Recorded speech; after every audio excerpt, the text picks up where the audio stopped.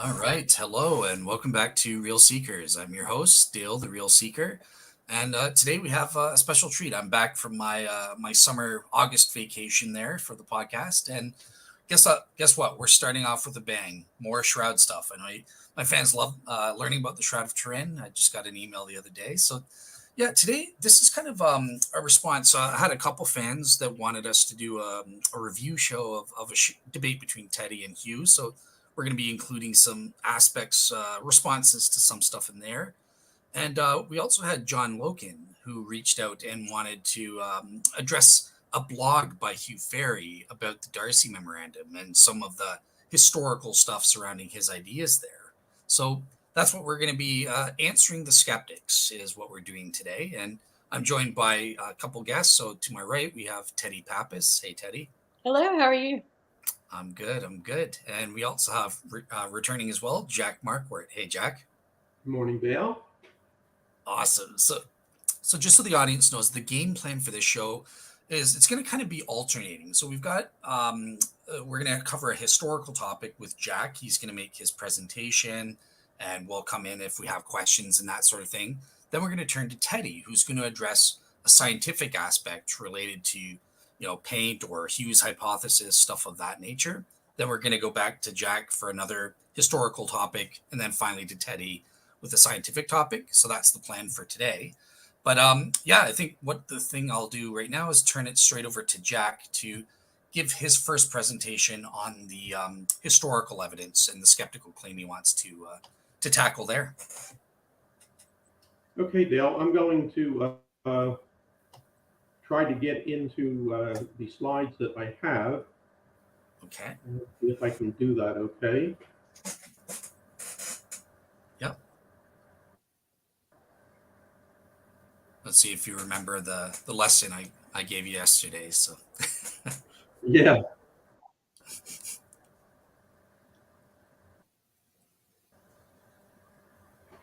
Oh, it's popping up. All right, so I'm adding to the stage.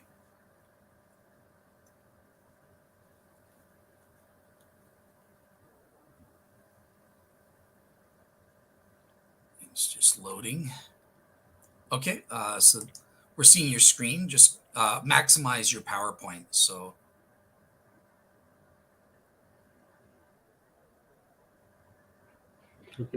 Okay, perfect. So sustaining the burden of proof. Yep, we're good. Right. So are we there okay? Yep, we're ready to go now. Okay. So I thought I'd start out by maybe presenting what the theme of today is, and that is what I call the burden of proof in the authenticity debate. There's a lot of back and forth, of course, that always goes on, but it's very clear that when authenticists come forward and they are taking a position that they should sustain their burden of proof and do so in a way that whatever proposition that they're saying is convincing. And also that would work on the other side for the skeptics. And by skeptics, I mean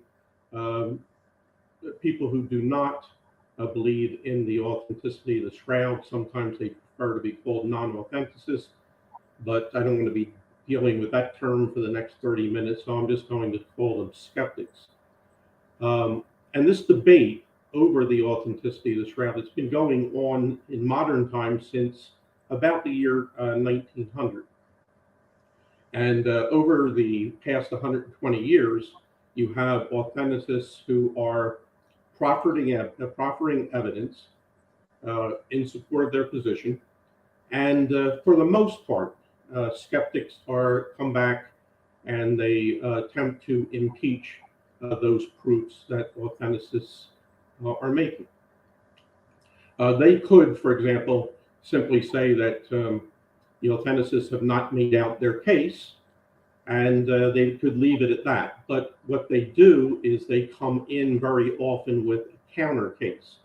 So, for example, on the science side, where an authenticist is saying that limestone has been found on the shroud, they could simply say that you haven't made out sufficient proof that limestone is from Jerusalem, and they could leave it at that. But they often go on and say, no, I think that this limestone is from a quarry near Paris. Now, if that's their position, they would have the burden of proving that the limestone that was found on the shroud came from Paris. And it's the same in the historical field. And that is that they could come in and they could say, we don't agree with the authenticist theories of where the shroud was before it appeared in Liray, and they could leave it at that. But they don't do that. They come forward and they say the shroud was made and manufactured and imaged in medieval times. And so when they move to a position in which they are affirmatively asserting something, then the burden of proof is on them to sustain that position. And very often, I think they're very uncomfortable doing it. It's more in the authenticity world that over the past 30 years, people feel that they have a burden of producing proof on their points, and they do so.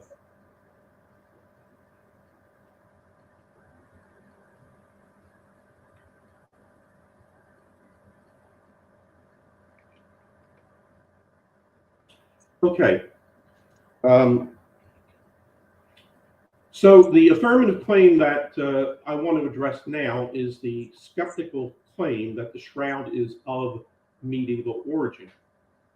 Now, when skeptics take this position, they generally rely exclusively upon the results of the 1988 radiocarbon testing and a single allegation that's found in a document known as the Darcy memorandum.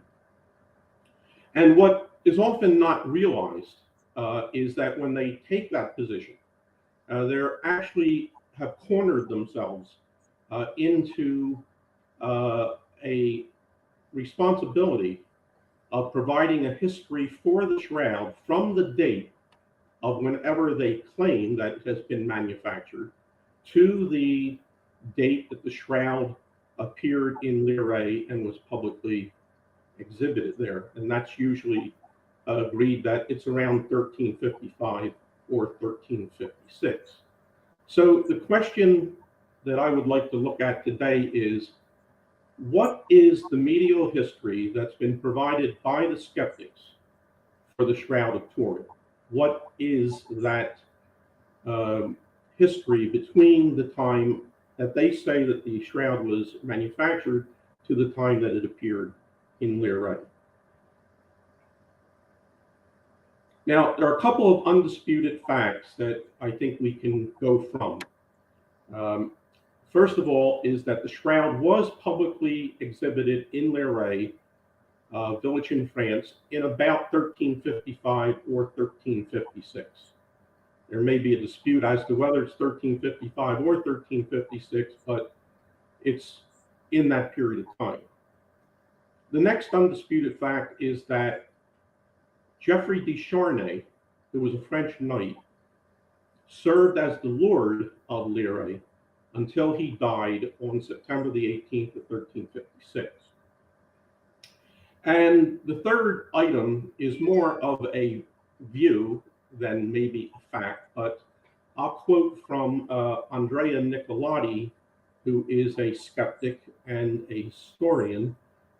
And he said, the view most widely held today is that the shroud was acquired by Geoffrey I de Charnay before 1356. So that's really the starting point, that sometime around 1353, 1354, certainly by 1355 or 1356, the shroud is in existence and it's being publicly exhibited.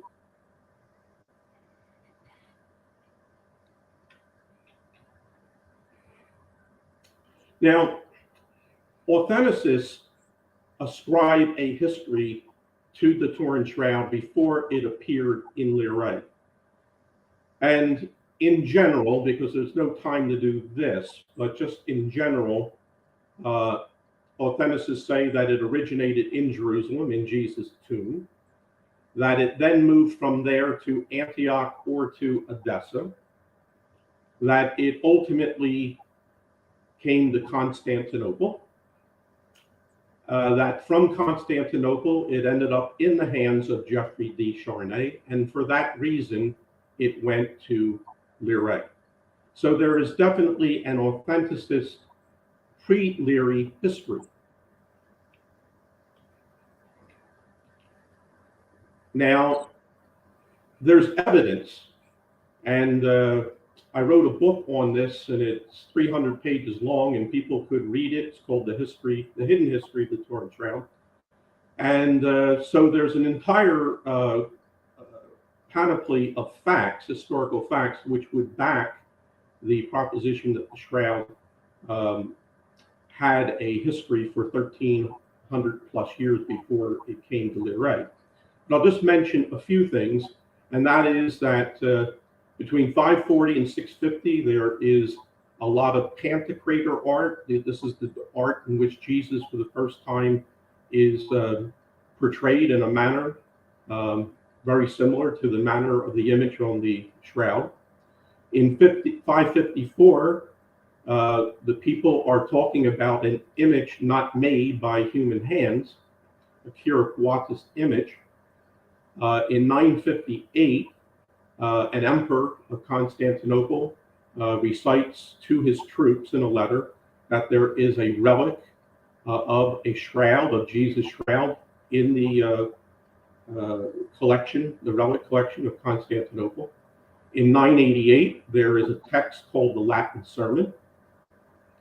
And the Latin Sermon text talks about a white linen cloth bearing an image of Jesus' entire body. And that sermon is composed for the wedding of the then sister of the Byzantine emperor. So there's a connection between that text and Constantinople. In 1193, there are illustrations published in the Hungarian Prey manuscript by King Bela II of Hungary. And 30 years earlier, he had served as the emperor designate of the Byzantine Empire. He had lived in Constantinople. And those illustrations show a shroud like Jesus and a shroud like burial cloth.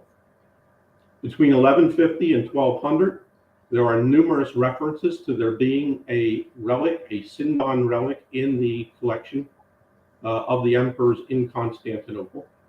And in 1204, there's a text that while the Fourth Crusade was camping out before Constantinople, every Friday, the Sindon in which our Lord had been wrapped was stood up straight every Friday so that the figure of our Lord could be plainly seen. Now that's a wealth of evidence, historical evidence for the existence of the shroud and its presence in various places, particularly in Constantinople. And although arguments can be made about how convincing any or all that evidence is, it's at least evidence. And this is what I think we need to keep in mind when we turn our attention to the skeptical medieval history, because as we'll see, it really does not have any evidence like this on which to base its historical accuracy. So we start with the original skeptical pre-Leary history. This is a history drawn in 1900 from the Darcy memorandum, which was published at that time. All that the Darcy memorandum tells us is that the image of Jesus on the shroud was painted. This was confessed by an artist, and that the shroud was then procured by the dean of the Leary Church, who then proceeded to exhibit it. Curiously, no pre-Leary history of the cloth was furnished. Skeptics who offered this document did not say where the shroud had come from. what its history was at the time. Authenticists at the time did not demand a history. And I think it's because that most people who have read the Darcy memorandum, and I would include myself, there's an impression. And the impression that you get is that Darcy is saying that when the Dean of the Leary Church procured the shroud, he did so because he procured its manufacture and he procured its imaging. And so all this took place rather recently to the year 1355, which is the approximate year that Darcy says that the artist made this confession. And that's where everything pretty much stood then from 1900 until 1978. And what changed things was that STIRP, the STIRP organization, went to Turin and did a scientific examination of the Shroud of Turin. And they, among their conclusions was the conclusion that the shroud image had not been painted. That had the effect of discrediting Darcy's allegation that the shroud image had been painted. And because of that, at that point, the skeptical case had no credible evidence of the shroud's medieval origin. Beginning in 1978 and until 1988, there was nothing that skeptics could say in terms of evidence which was pointing to a medieval origin of the shroud. And in my second presentation, I'm going to discuss this Darcy memorandum in a lot more detail, but I just would like to quickly mention that about 30 years later, the skeptics then changed their entire position over what Darcy said about the artist and the painter and the confession. In 1988, the radiocarbon dating tests were taken. Results were published early the next year. The conclusion was that the shroud's fabric was manufactured between 1260 and 1390. And a question was raised at that time, but not really raised openly or publicly. Jack, is it? Yes. Do you mind if we interject every so often? Yes. Of course. So on this first fact, the fabric was manufactured between 1260 and 1390. Those are the public official results. But if you remember, we were kind of talking to Hugh Ferry, and not all the dates in that range are equally probable given the carbon dating. So he kind of narrows down that range, I think. Yes, and I will be covering that, Dale, probably in 5-10 minutes. Okay, cool. So I'll shut up and you go back then. So okay, no problem. So what authenticists should have been asking at that time, but didn't ask it, and primarily because they were probably so shocked by the results and all the attention was placed on the science. But if that's true, then what is the history of the shroud between the time that it was manufactured, according to the radiocarbon results, and the time that it was displayed in Leary? And this question was basically ignored by almost everyone until Charles Freeman, who was an author, published an article in 2014 in which he did some speculation regarding what the shroud's pre-Leary history was if the radiocarbon dating was accurate.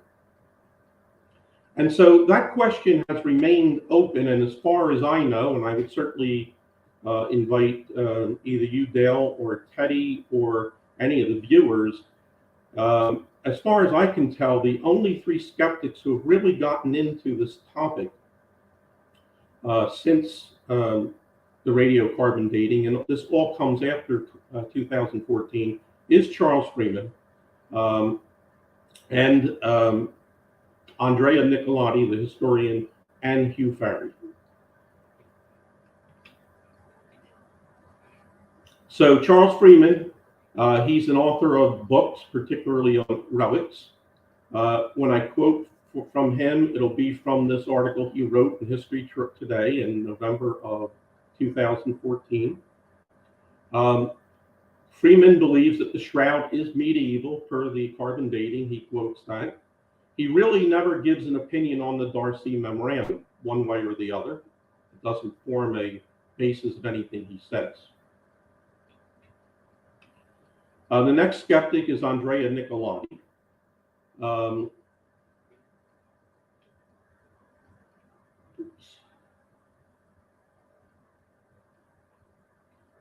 He's, I believe he's currently a research fellow at the University of Turin.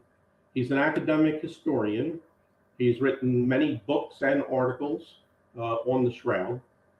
He too believes that the Shroud is medieval per the carbon dating, but he advocates for the historical reliability of the Darcy memorandum, and I'll be getting into his position a lot more in the second presentation. And when I quote from him, I'm quoting from a book that he published in Italian in 2015, and then it was translated into English in 2019. The third skeptic is Hugh Farry. I believe he's a retired science teacher. Hugh researches and writes ubiquitous Shroud articles and blog postings on all kinds of topics. He's been a frequent guest on podcasts. Hugh's positions that the Shroud is medieval per the carbon-14 dating. He also advocates for the Darcy memorandum for the accuracy and reliability. And when I quote Hugh, it's from any one of a number of his writings, and at times I may mention the source, but I have the sources. If I don't mention it and anyone is interested in it, I can provide it fairly quickly.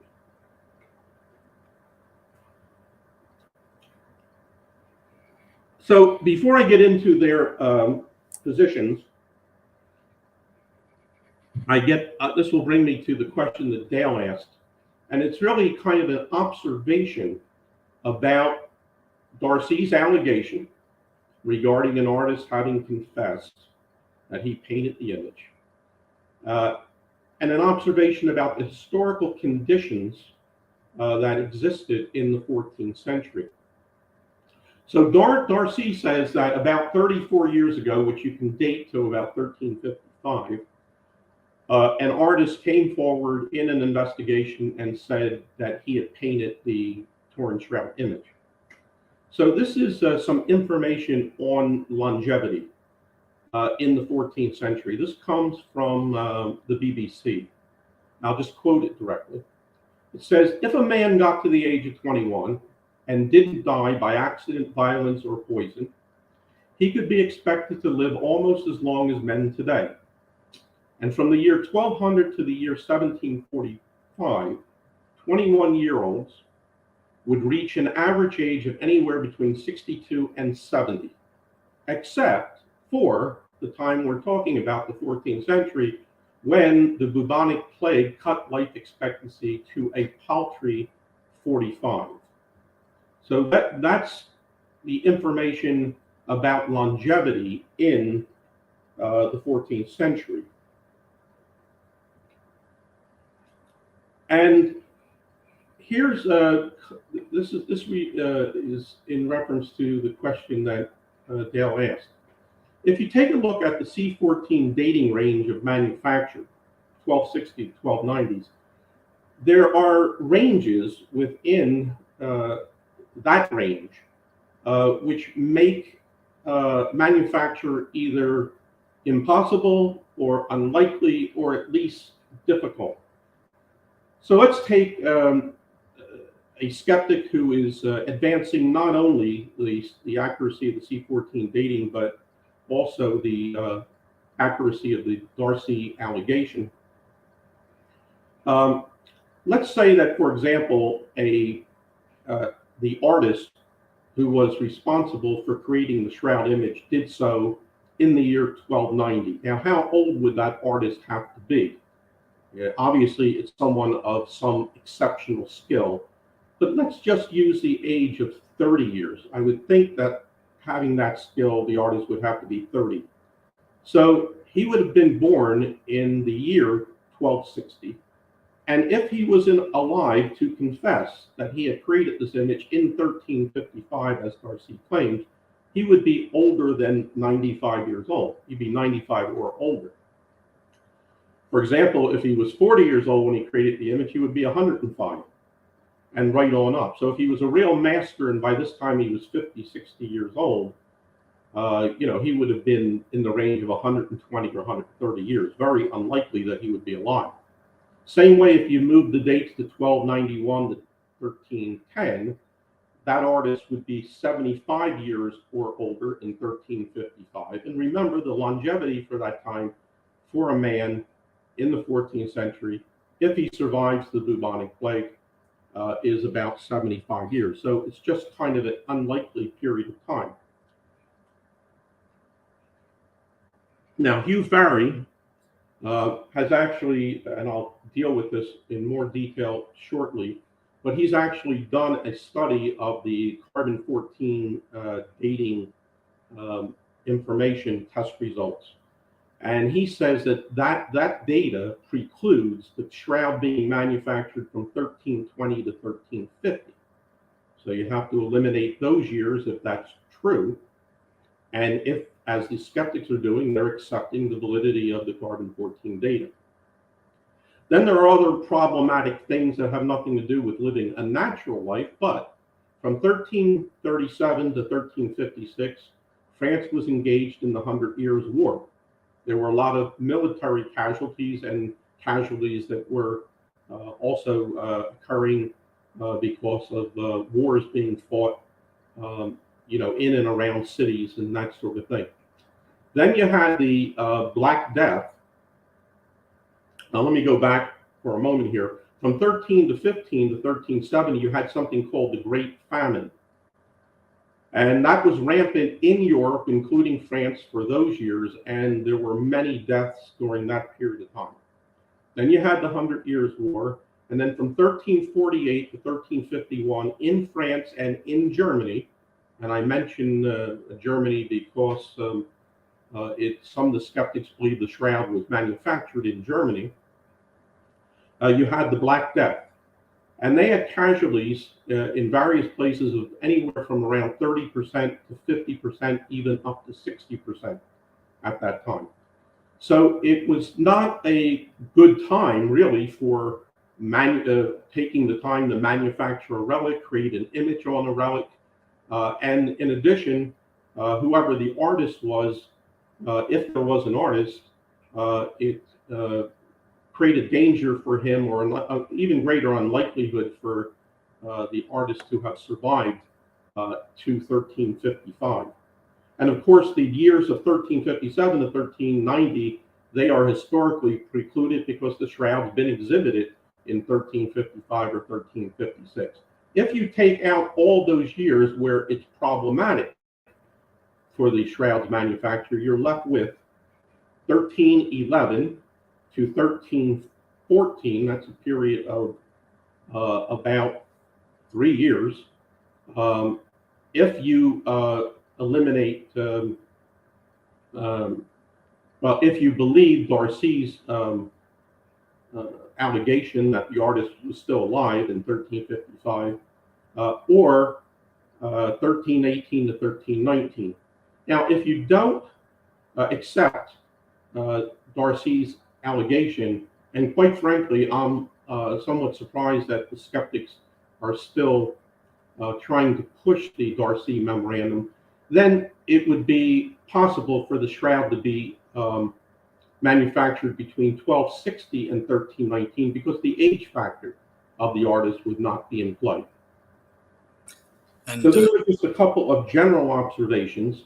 And now we'll go to specific questions of what do the skeptics say about a medieval history that would be allowed in the entire range that's permitted by the C14.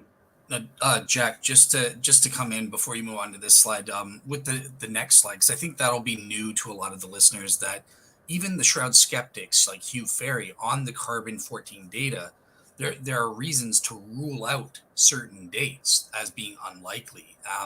Do you mind sending me the source? I think it's a blog of his, but just for the audience, I'm going to put the sources that Jack mentions on my blog page. So it'll be in the YouTube video description. Just go to my blog and you'll see these sources, because even Hugh Ferry says we can rule out some of these dates. So just wanted to make that clear for people. Okay.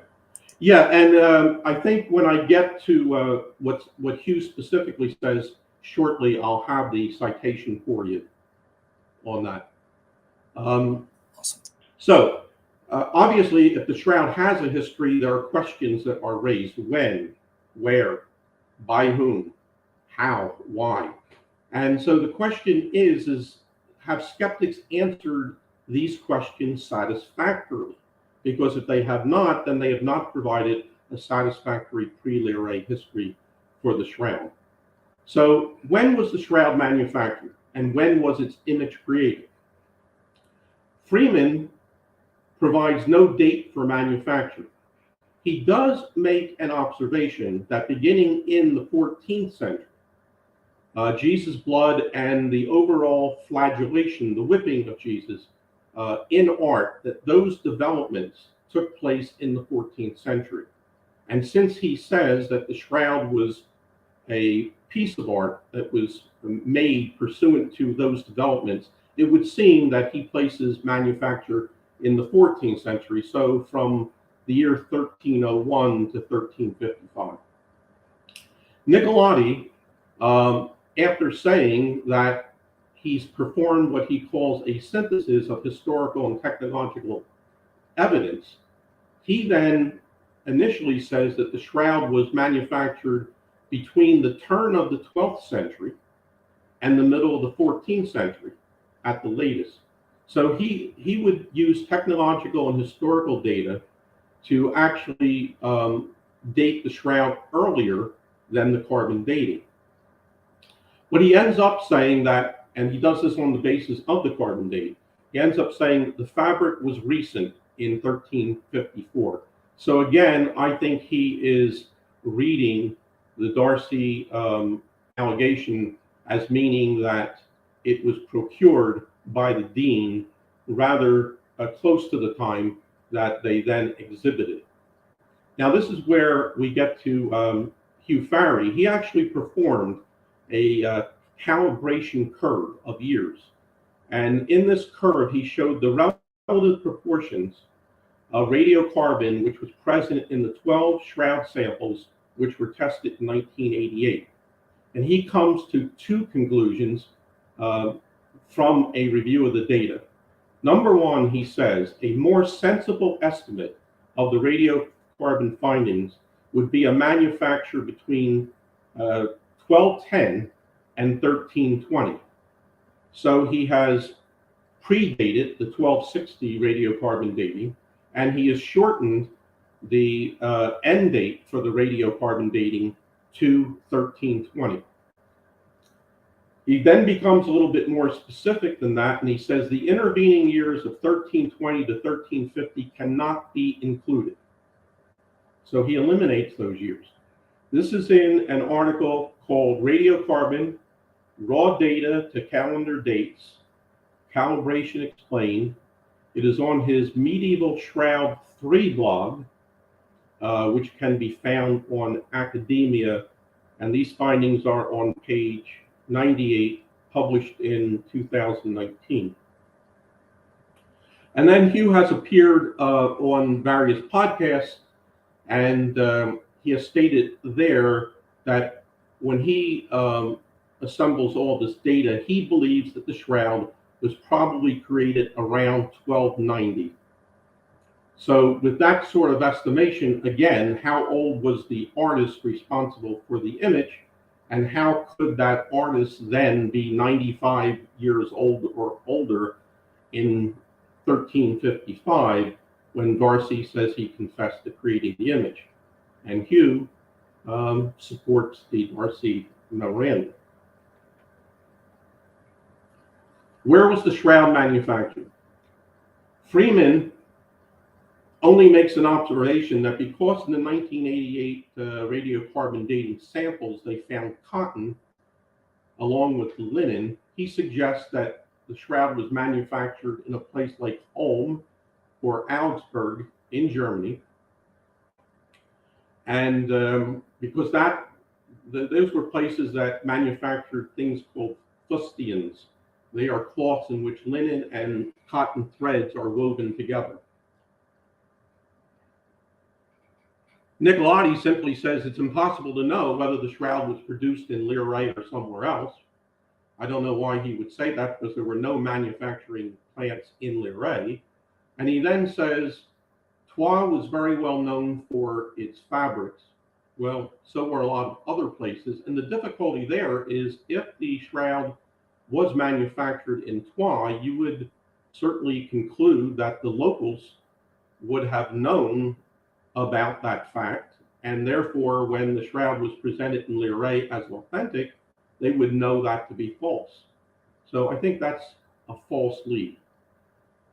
Hugh Farry really does not pick any specific place. He merely notes that in his opinion, the shroud was woven on a 4-shaft loom that was probably operated by Heddles, and that these types of looms were present in Northern Europe in the late 13th century. And he has also said there were centers of linen manufacture, any of which could have originated it.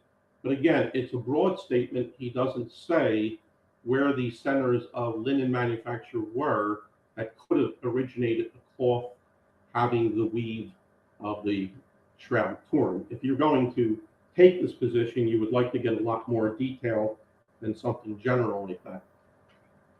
So we've covered when and where, and Hugh Farry has said, this is a quote from Hugh Farry, he said, the when and the where of the shroud's creation are the most important questions pertinent to its alleged medieval history. But as you can see, neither he nor the other skeptics have satisfactorily answered any of the questions about when and where. My own opinion is that as important as those questions are, they're critical, of course, I actually believe that the most important question is why. Why was the Shroud of Turin created in medieval times, if it was created in medieval times? And we'll get to that in a couple of minutes here. We then get into the question of how was the shroud image created. This is not really that much of a historical question. I'm sure it's something that Teddy will get into on the science side, but just to have some idea, Charles Freeman says that a layer of gesso was applied to the cloth's outer fibers with a knife, and that filled the interstices and prevented cementation and capillary flows in the interstices. He says the image and the blood flows, both the image and the blood flows were painted freehand. The blood was formed using an animal collagen tempera, and that once the painted surface gradually fragmented, that's why we were left with the faint images that we have. Nicolati does not get into this. He's a historian. And Hugh Farry claims that there was a bas relief image, possibly a statue, and it was used as you would imprint something with a printing block. The statue was covered with an imprinting medium. And the back of the image was then lowered onto one end of the cloth, and the other end of the cloth was folded over and pressed into the statue, and that's how the image was formed. And he thinks that blood was then added later, and possibly the blood was originally paint and then replaced by real blood, maybe at the time that it was shown in Leray. By whom was the shroud image created? Freeman has no answer. Nicolati has no answer. Farry initially protests that demands to name the artist are unjustified. I think in reading his article, he doesn't name the questioner, but I think it may have been Teddy at one time who demanded that. I don't know why a claim to name an artist, if it's an artistic rendering, is unjustified. And it's interesting because inasmuch as Hugh has embraced the idea that the image was created the way he described it. He's not focusing so much on the artist who would have created the statue or the original image that was going to be imprinted. He talks more about the artist who did the imprinting, and he likes to use the word craftsman. He doesn't like to use the word artist. He says it's a craftsman. Now, who was this craftsman? He says that he thinks the craftsman worked for a European cathedral. He was working part of a team of craftsmen for that cathedral who were in charge of maintaining the fabric of the church, the fabric meaning the construction of the church.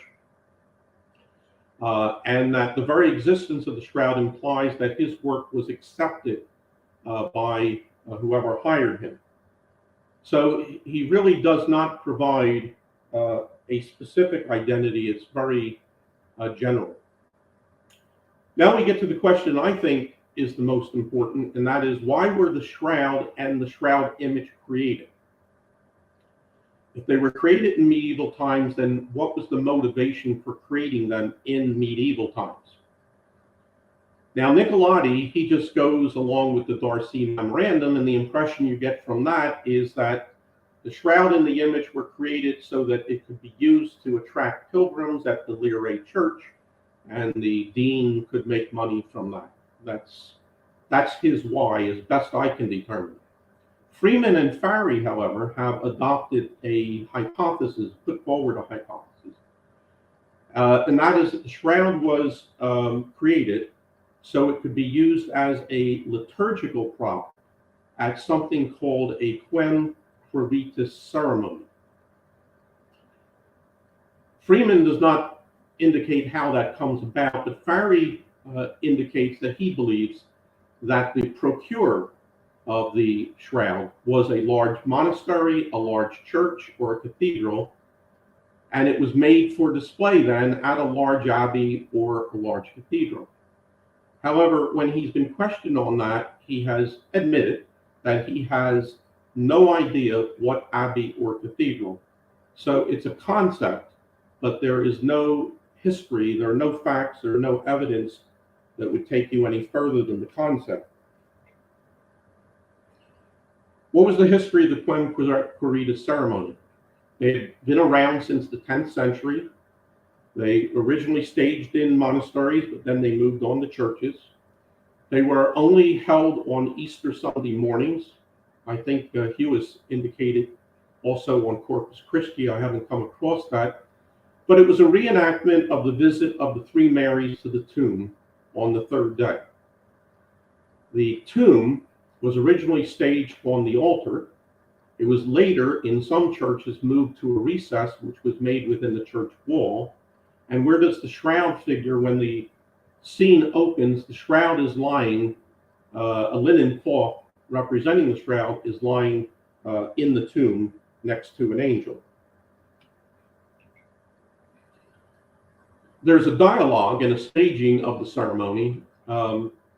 It's a good example of the trope that was being used is in the so-called Regularis Concordia from the 10th century.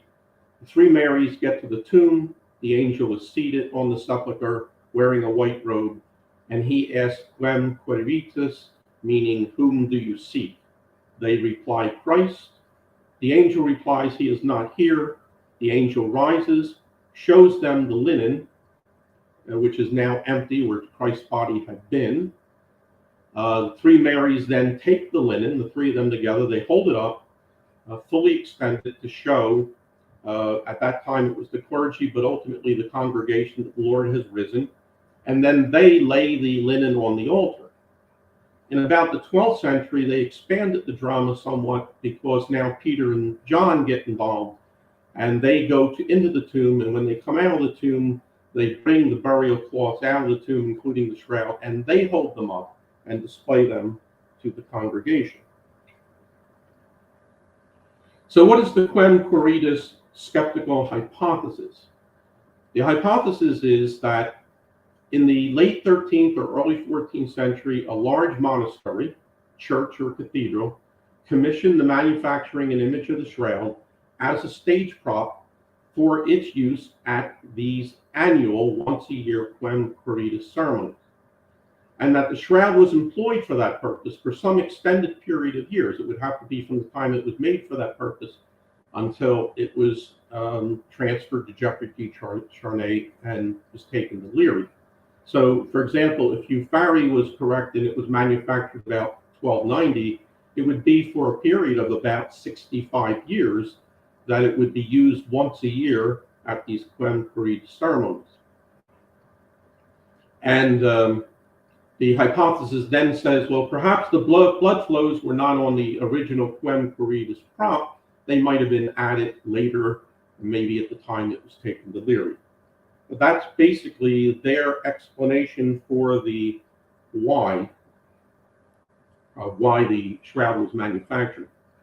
And this is the problem that they have. There is no historical record of a large or an image shroud during this period of time being used at Quem Quaeritis ceremonies. Both Freeman and Farry cite various works that actually record and document all of the Quem Quaeritis ceremonies that were being performed in Europe to a large extent. There's at least 400 of these accounts. Farry has said that the ceremonies were held in literally thousands of churches, literally all over Europe. Big churches, small churches, all over the place. And so in all of these ceremonies, and I've read a good part of these books, they're set forth in Latin, they have stage directions, but there's not one of these accounts that talks about the shroud that's being displayed being of either considerable size or bearing an image of any kind. And probably most telling is that even after the shroud was displayed in Leary and Quem Quaeritis continued for a couple more centuries, no one used an image shroud in these ceremonies. There was just no evidence whatsoever that a large image shroud was used in these ceremonies. So the skeptics put forward these reports, these books, as evidence that the ceremony was being used. And I don't think it can be doubted that these ceremonies were being used, but that same evidence actually proves that the Shroud of Turin was not being used in these ceremonies. And these are the questions that would be raised. Why, in this period of time, the 13th or 14th century, would someone who's in charge of a large church even think about changing a tradition that's been done for 3 or 4 centuries? And by displaying a 14-foot linen cloth bearing an image of a two-sided image of Jesus, and they're doing this just for the period of probably a few minutes or so during a Quem Quaeritis ceremony, which is held just once a year. Why would they incur the expense to create the shroud and the shroud image? Again, simply so that during a few minutes in a Quem Quaeritis ceremony held once a year, they can show an object like this. How would the shroud be stage managed? You would then you couldn't really use the drama and the dialogue that you've used before. It would have to be modified in some way.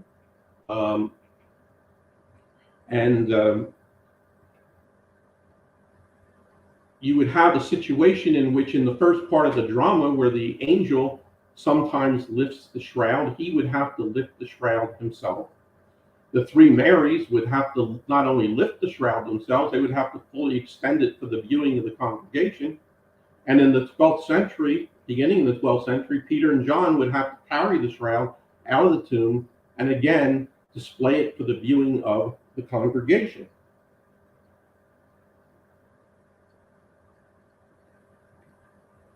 Now, this will give you some idea of what they would be up against here. This is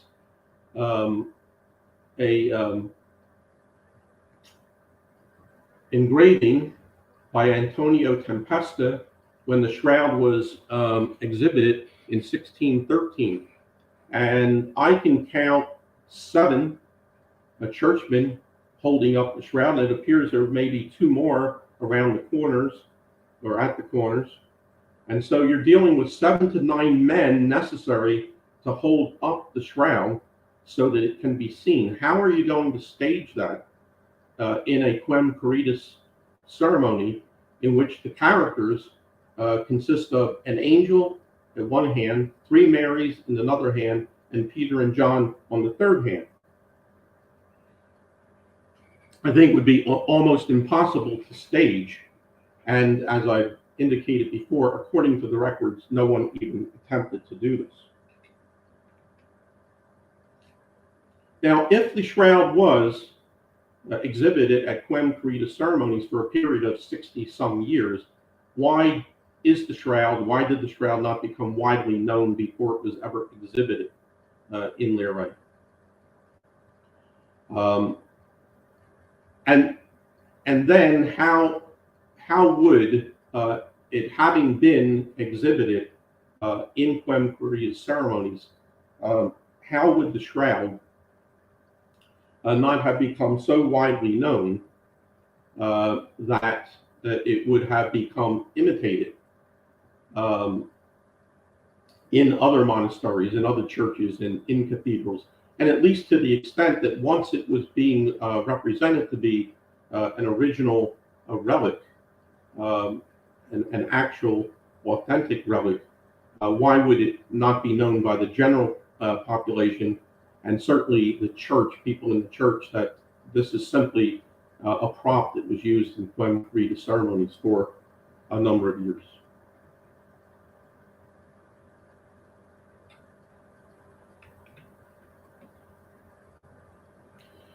The next question is, if it was being used in this way, why did its use, why was it ended? Now, Hugh Farry, he has indicated that in all probability something transpired in which the shroud was not in a condition anymore to be shown, that perhaps the image had been washed away, perhaps it had become damaged in some way. But if the condition of the shroud had been damaged in a way that you couldn't use it for 5 minutes or so at a Quem Quaeritis ceremony, how in the world could you take that same cloth and use it successfully at a series of shroud exhibitions in Leray?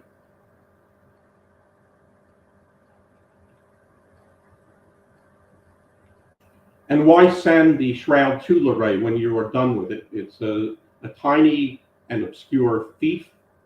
It has a tiny church.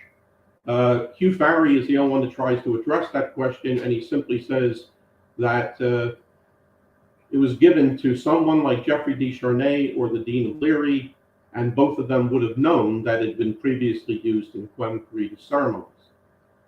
But Farry agrees that Geoffrey himself would not have exhibited as a relic, for he was a gallant and noble knight, so he would not have presented a false relic for veneration.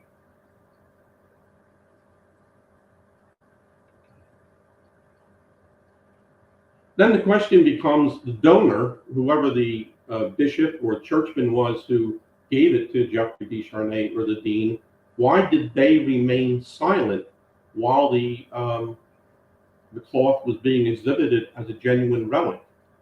It was being shown to pilgrims from all over the world.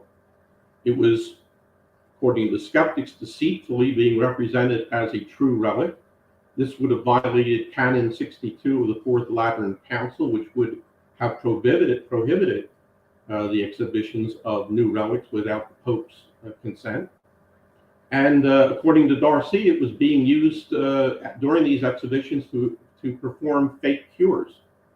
So its overall use was scandalous to the church. So why would the churchman or the churchmen who were in charge of the Quem Quaeritis ceremonies previously, why would they allow all this to go on without protesting or indicating that this was not a true and authentic relic? Now, these are the admissions about the Quem Quaeritis hypothesis that have been made by the skeptics themselves. Freeman has said, no one has found any significant evidence of the shroud's existence before 1355 when it appeared in a chapel in Lirette. So he has basically admitted that the facts that he's brought forward for the Quem Quaeritis ceremonies do not provide significant evidence of the shroud's existence before 1355. Farry has said, from my point of view, the Quem Quaeritis hypothesis is total supposition, but I think that it's sensible supposition. So at that point, he's indicating that the whole hypothesis has been constructed out of sense, at least sense that he believes to be logical, but we know that something being sensible does not make it historical. And I'm sure that if the skeptics put forward hypotheses that they said were sensible and they provided no evidence in support of them, the authenticists would be the first to criticize and refute such a hypothesis. So these are the conclusions that I think you can reach about the skeptical pre-Leary history.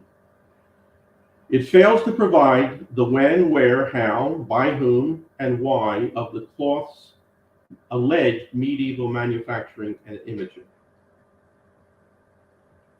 The history that's been presented by the skeptics raises numerous questions which have not been and which cannot be satisfactorily answered. And therefore, consequently, as a historical matter, not as a scientific matter involving the C14, but strictly as a historical matter, the skeptical claim that the shroud is of medieval origin is based totally on a single allegation, which is made in the Darcy memorandum. And that's a document that I will cover in my second presentation to show that it too is not historically reliable. And that's the end of my presentation, Dale. All right, awesome. Yeah, thank you so much. So, yeah, you can stop sharing your screen now. And yeah, don't no questions in the audience, but looks like everyone's wrapped up. So I'm going to turn it to you, Teddy. Do you have any questions or comments based on Jack's presentation? Really going into the detail on that Quem Quaeritis and what the skeptics' medieval hypotheses are, and you're muted, just so you know. There you go. No, I thought it was an excellent presentation and very thorough. And so, no, I don't have any questions. He really addressed all those issues. All right. I never thought this would happen. Teddy is speechless. Okay. Well, when you get another lawyer presenting, they tend to be thorough. So there you go. Okay. Well, if that's the case and there's no audience questions, then we can switch gears now. So we've had Jack kind of cover a little bit about the history and addressing some skeptical claims there. Let's switch to the science now. And I think, Teddy, your first presentation is going to be kind of looking at Hugh's historical, scientific hypothesis and stuff like that. Over to you. So I want to get into some of the potential nuts and bolts involved in Hugh's hypothesis with this whole Quem Quaeritis Easter ceremony. And I first want to mention what he had said. If you just let me know when you want me to share the screen, because you sent me images. So I will. Thank you. So in a debate that I had with Hugh about maybe 3 years ago, I think it was Easter week of 2020, he brought up this hypothesis of his, and he was saying that there would be a wooden box and that there would be, and this is also, in case people want to go back and listen to the debate, it was at the timestamp was starting at around the 1 hour 30 minute mark. And he talks about how there's this wooden box and that there's a crucifix or a figure of Jesus that's placed in the wooden box with a shroud wrapped around it. And he said that there are these boxes that still exist, and that there are these figures of Jesus that still exist. However, I don't have any details about that. I'm curious about the details. You know, the devil's in the details, and I like to say, so is God. So I'm curious, are these life size figures of Jesus, which would basically mean it's like a mannequin, which would be somewhat unwieldy to handle, and that would be an awfully big box for it to go into? Or is it something a little bit more symbolic, where it's a smaller box and a smaller figure of Jesus, or he said a crucifix? Um, but he talks about how, although we have in existence somewhere, which he didn't say where, and I think I've seen on the internet where some of them are in England, but that's not exactly in Lire, France. Um, and I think it was a different time period. But that aside, he talks about how there's no existence with these ceremonies of any existing cloths that were used to wrap around the figure of Jesus or the crucifix that's then placed in the wooden box. So, so we're kind of left in the dark in terms of, well, what does this cloth look like? How big is it? Um, but then we get into what he says. He surmises, in order to, from what he thinks, could create the image, the body image that we see on the shroud. He said that some of these things were thick boards that were carved on the front, and he surmises perhaps on the back, in order to get a frontal and a dorsal or back image, which I don't know if in the history of the world, if there is any evidence of a board that has a bas relief on the front of the board, and as well as on the back of the board. So, I mean, this seems a little bit more like a figment of his imagination. He's very creative. You know, trying to make the, trying to concoct things, sort of reverse engineer possibilities as to what could happen. But okay, let's just say that there's a board, and it's got a carving on the front and the back, and it's sort of a bas relief. And he is saying, and of course, if we've got it on the front and the back, it's probably going to be a somewhat thicker board, and if it's got to be life size in order to create what we see in terms of the body image on the shroud. So even just creating that relief, there's going to be quite sophisticated artistry involved in that, because what we see with the body image on the shroud is incredible realism in terms of the proportions. Now, Hugh has said before, oh, the legs are too long. No, actually, the legs are not too long. But we see some people claim that the arms appear too long because the legs look shorter in proportion. But the reason why the legs look a little bit shorter proportionately to the arms is because when you look at the body image on the shroud, you see that there's some foreshortening going on with the image, where the knees are lifted somewhat up, which is the position of a body in crucifixion mode, hanging on a cross. Because of course, typically with crucifixion is the feet are being nailed to the cross, that pushes the knees outward. And that's precisely what we see on the shroud. And given that Jesus died on the cross, his body would have gone into rigor mortis, most likely before he had been removed from the cross. And So the positioning of the body of Jesus's body as it was being removed from the cross would have been in the position that Christ was on the cross.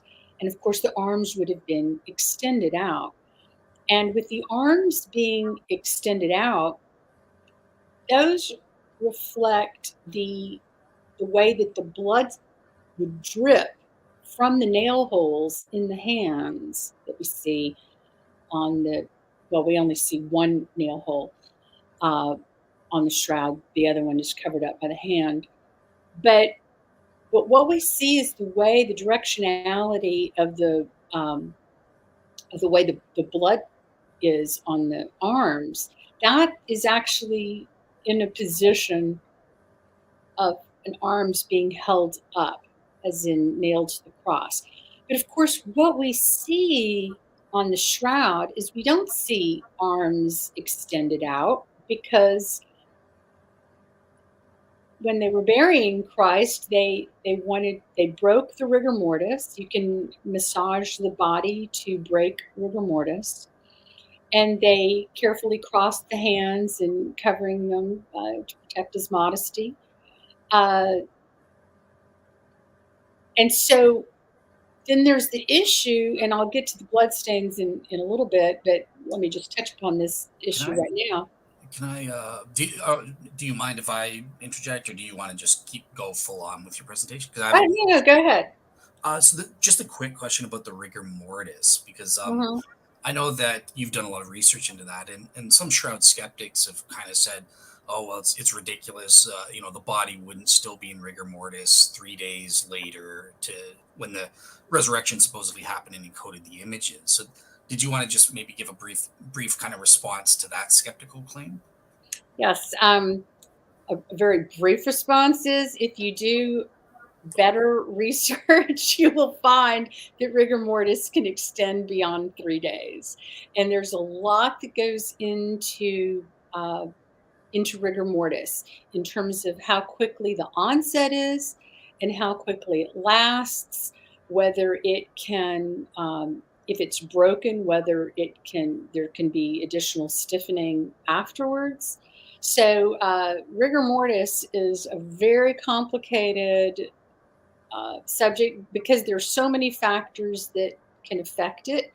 The likelihood is that given, well, and even with Jesus' situation, for example, if somebody is undergoing a tremendous amount of physical, exerting a lot of physical energy, like 2 men are in war and somebody dies, that act of fighting and all of that could trigger very quick rigor mortis, possibly even instantaneous, because of all that energy that was being expended. But then the flip side is, so Christ underwent a lot of physical trauma, but then when you're hanging on the cross, although it's extremely painful and it's torture,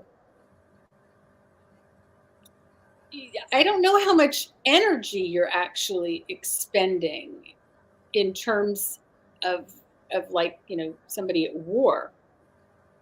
So there are questions in terms of whether that criteria is even met. And I ended up finally just thinking that I don't know that there's a whole lot that we can know about some of these details, these post-mortem details, because there's so many factors. And in Jesus' situation, in a crucifixion situation, you have a lot of competing factors. So then it's like, well, which one wins out? But anyway, just the short answer is that yes, rigor mortis can actually last beyond a full 3 days.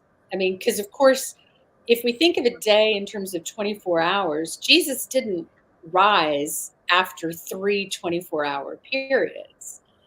That's not the case. I think it was around hour 31 that Christ was resurrected. But you can have rigor mortis even beyond that point in time. So anyway. Awesome. Thanks. Right. Sure.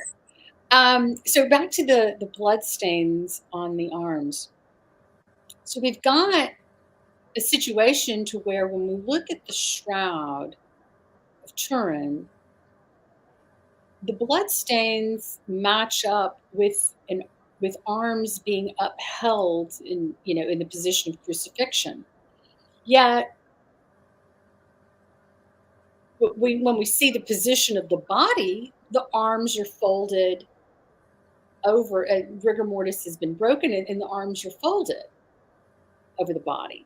So then there's the question of these people that are creating this bas relief, and how this potential image was created from this bas relief for this Easter ceremony. So we'd have to figure that they are so sophisticated that they are thinking, okay, well, we've carved out this image with Christ with his arms folded, yet we're going to add blood stains that reflect a totally different position. I don't know that they were playing, four-dimensional chess, some people like to say, with, planning all that out just for this Easter ceremony. So we have, there's this sort of contradiction in terms of how this bas relief would have been carved out, but how the bloodstains would have needed to have been applied with the forethought of, well, let's try to back up, making it look like Christ had his arms extended, but then the rigor mortis was broken. And I just don't see that that's really likely to have happened with some artist just trying to make a statue for an Easter ceremony. But let's again think about this statue or this bas relief for just an Easter ceremony at some church in a small town or wherever. You've got to deal with a frontal and dorsal image that is of a life-size male. And not only that, it's got the frontal and dorsal part, they have to coincide with each other. They have to match. So I'd like to see an artist that can do that. No, it's different if you have a statue, because you create the statue and then you've got the front and back, and so they should coincide. But if it's a bas relief, you don't have the advantage that a statue would have. And so getting those two sides to match perfectly, that's going to be tough. And then you've got the issue of the actual creation of the body image. So let's get to when we talk about the Shroud of Turin. What creates the body image? There's people like the microscopist, the late microscopist, Dr. Walter McCrone, who was world famous as being this fancy microscopist. He had lots of expertise in determining whether things like Rembrandt's and Da Vinci's were forgeries or not. He declared the Vinland map that was in the Yale, probably still at the Yale library, he declared that to be a forgery. Yet, oddly enough, radiocarbon dating has thrown that into question. So who knows whether he's right or not about the Vinland map being a forgery. Who knows what other things he talks about how, they seem to always debunk everything in terms of being authentic. So who knows how much he may have gotten wrong. But aside from that, Walter McCrone tried to say that the body image on the shroud was painting made with watercolor, a very dilute watercolor painting. But Hugh, in terms of going with what I'll be getting into with his hypothesis, it's kind of a tacit admission, if you ask me, that he's basically saying Walter McCrone's not correct, that paint is forming the body image. Although Hugh will also say, that he'll still kind of argue that when you start discussing issues like paint with him. But anyway, with this Quem Quaeritis Easter ceremony hypothesis of his, what he goes for is he goes for the concept of using an acid to create the body image. Now, why would he, go with something like that? Well, there's a reason. There was an Italian professor, Luigi Garlaschelli, and he, I think, was the first to present this hypothesis of using like about a 1% acid to try to create a body image on linen. And the reason for that is because with the microchemical analyses that Dr. Alan Adler and Dr. John Heller performed. They were STIRP team members, which STIRP stands for the Shroud of Turin Research Project. They determined that the body image is not composed of any type of paint, pigment, stain, or dye. And that what forms this image, which is a straw yellow color, is actually the dehydration and the oxidation of the linen itself. Now, a good way of thinking about that is a piece of paper. Like if you get an old book and you see where, obviously it would have had white pages initially, most likely, and then it turns yellow. Paper, whether it's cotton or whether it's made from wood pulp, it's made from cellulose, which is also what linen is made out of. So cellulose, as it ages, unless it's put in a very protective environment, it's going to get yellow. And so what we see on the shroud is basically just a lighter background image color. And the body image, we'll talk about the bloodstains later, but the body image is basically like the yellowing of a book. So, you think, how in the world did that happen? So old Garlaschelli, he's thinking, well, somebody used acid. So now if somebody used acid to create this image, and again, remember, we're dealing with a full-size image, front and back. It has totally realistic proportions that match up. So there's a lot of pressure on this artist. This artist was, wow, he must have been a Michelangelo to pull this off. Maybe better than Michelangelo to pull this off. So he creates this image just for this Easter ceremony. It's like, imagine how much somebody would have had to have spent to pay an artist to create something like this. But that aside, so with Garlaschelli, I'm not clear if he's talking about the use of a paintbrush to paint it or how this acid is applied to create this body image. But if he was using a paintbrush, you've got some technical problems, and I'd like to go over some really interesting points that Professor Giulio Fonte of the University of Padua, he's an engineering professor there, but also one of the foremost shroud scholars in the world, and has done many experiments, had many tests done. But in his book, let me get this out. He talks about how in order to try to get around the pigment issue, that there's no pigment, some people have talked about the use of acid.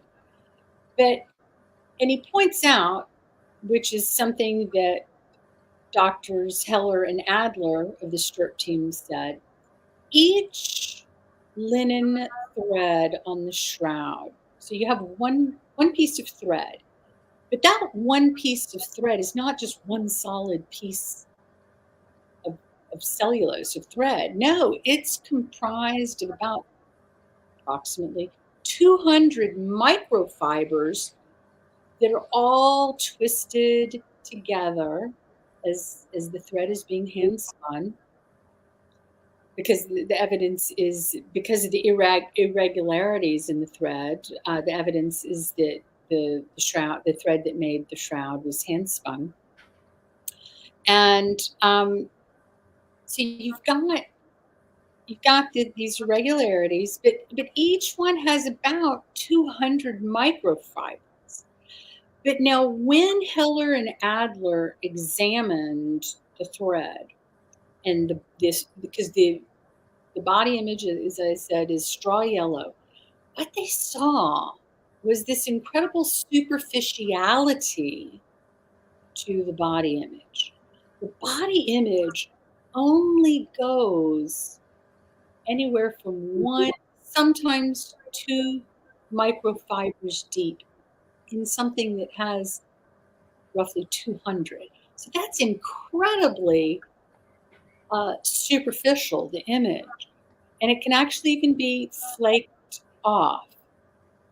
But so Giulio Fanti talks about how, with the use of this acid, you have to use it so quickly that it's not, because the acid's going to corrode the surface of the linen. But you've got to use it so quickly that it doesn't go too deeply into those 200 microfibers, that it only goes 1 to 2 microfibers deep. That's a challenge. Now, Hugh, his theory is that perhaps, talks about how maybe wine was spread all over this bas relief. I'm not sure why. And at one minute he makes it sound like that's how the image was made, by them putting wine on it. But then he said, here's what he said. He said, so you spread, this is in the debate that I had with him, and so probably a little bit after the 1 hour, 30-minute mark. Do you want to, just so I know, because you got the timestamp, do you want me to actually play like the little clips of the video? I transcribed it. I think it'll be a little bit faster. Okay. So he said, but people, can obviously go to it, or we can link to the debate. But he said, so you spread the shroud onto this figure, and when you meaning the bas relief, and when you peel it off, you've got the sticky stuff all sticking to the shroud. Well, that's pretty horrible. But you wash the shroud completely, but because of the content of the sticky stuff, it's degraded the cloth underneath. Now, I did an experiment with this wine and stickiness. We'll get into that in a second. But he's got to make sure that this degradation and corrosion of the fiber only goes 1 to 2 microfibers deep. So how do you apply, how is wine applied so evenly on a carved wooden bas relief? You're going to have some areas that are much deeper than others. Those will soak in more wine. Other areas won't soak in possibly much wine, if any. It's going to be really scattered, the effects, one would think. And so he says, and I think they put this figure down face up, laid the shroud on it, peeled it off, then put the figure down face down, laid the back side of the shroud on that, peeled it off, and then went off and washed it. And I think that's how it was done.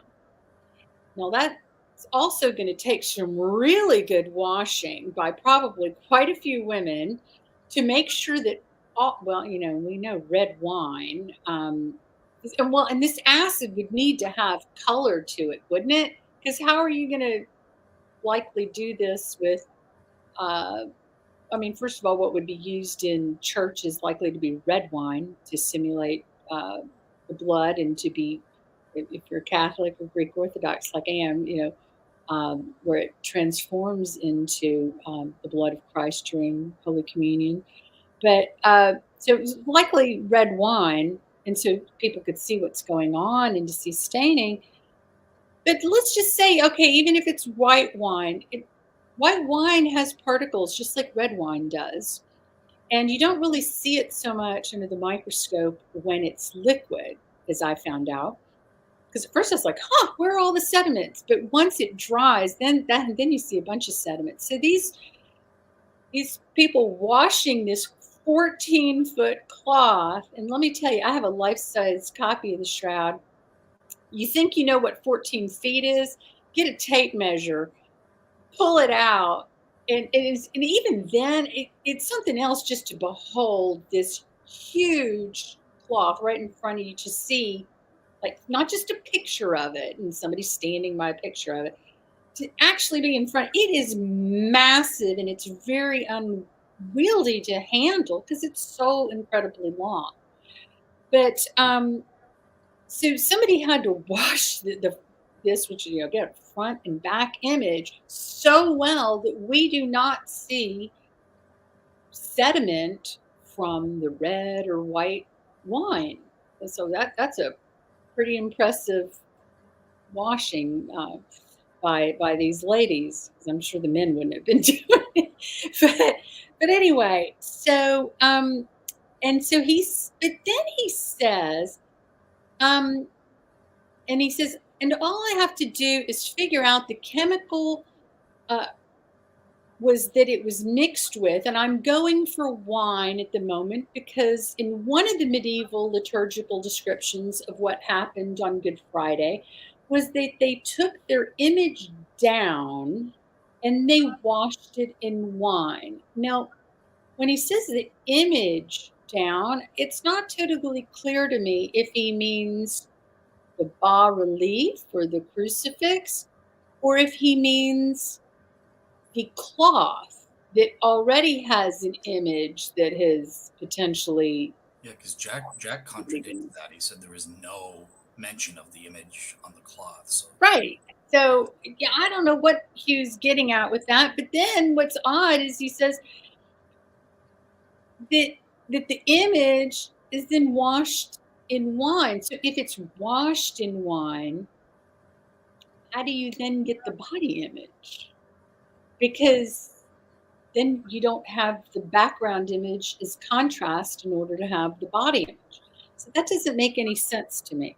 But then he says, and if you wash something in wine and you don't rinse all of the wine off, presumably the wine goes all sticky and acidic and all vinegary.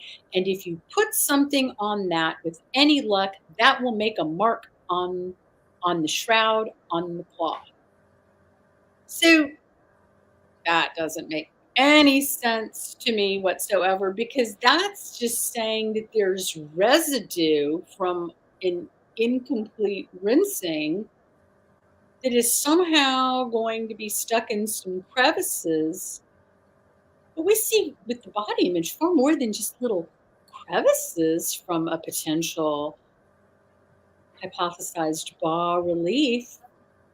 We see a lot of details. And so he's just, I mean, this sounds a bit miraculous if you ask me in terms of this theory. I think it would take a miracle for this theory to work out. But, he's making it sound like this was just they didn't clean it very well. And well, so then why put the cloth on it afterwards on a not very well cleaned? What's the point of placing the shroud on it afterwards? That doesn't make any sense to me. But let's look before I get into some of the other things. Let's look at so I kind of did a little bit of a test because I was curious. to see exactly how does wine react on wood.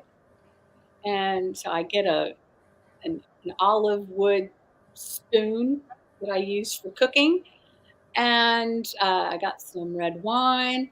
Do you want? And so, can you pull up the number 1 photo, please, Dale?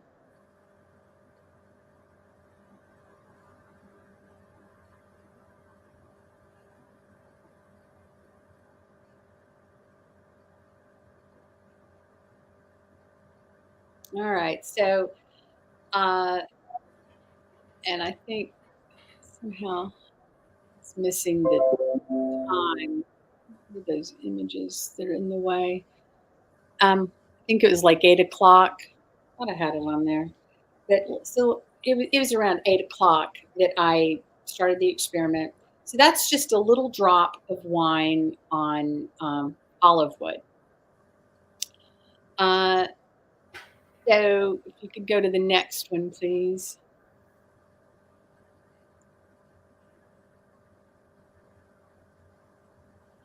Well, when we're missing the time. Are you seeing the time on your end, Dale, or I can check on my It photos? said 8:02 when I pulled up before that little bar came.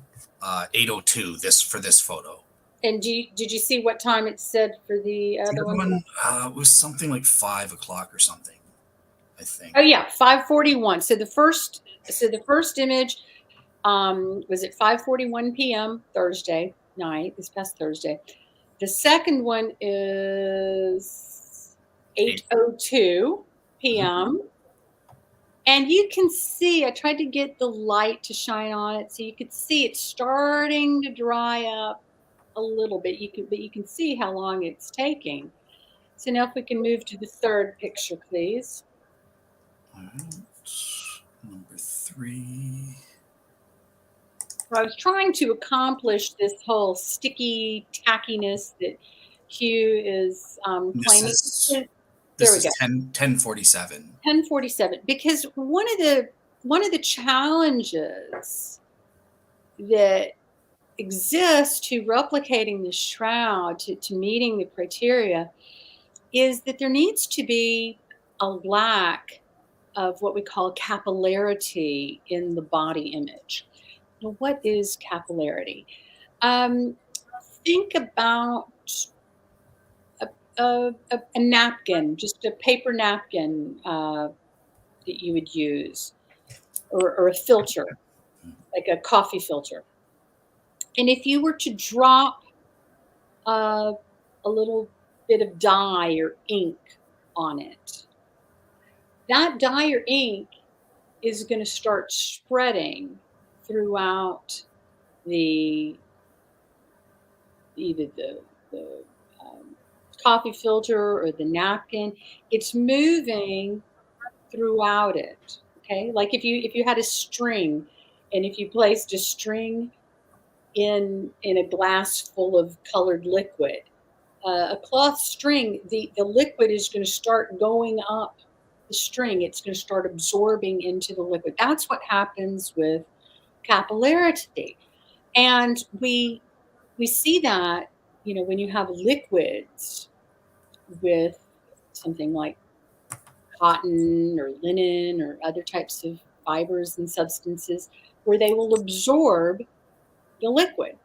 But with the shroud, with the body image, what's so interesting about it is there is no capillary flow with the body image. If it had been painted with liquid paint, you would see capillarity. Another example of capillary flow, Barbet, who was a wartime surgeon during World War I, he talks about how he saw, of course, countless bloodied bandages, and he was talking about how if you were to just drop some blood onto some linen, you're going to see that blood start flowing across the weave of the linen. It's going to just kind of start spreading out. It's not going to remain a perfect, smooth perimeter for the drop. It's going to start almost looking like a porcupine, where you've got these little edges where it's going all across the weave. But you don't see that with the body image on the shroud.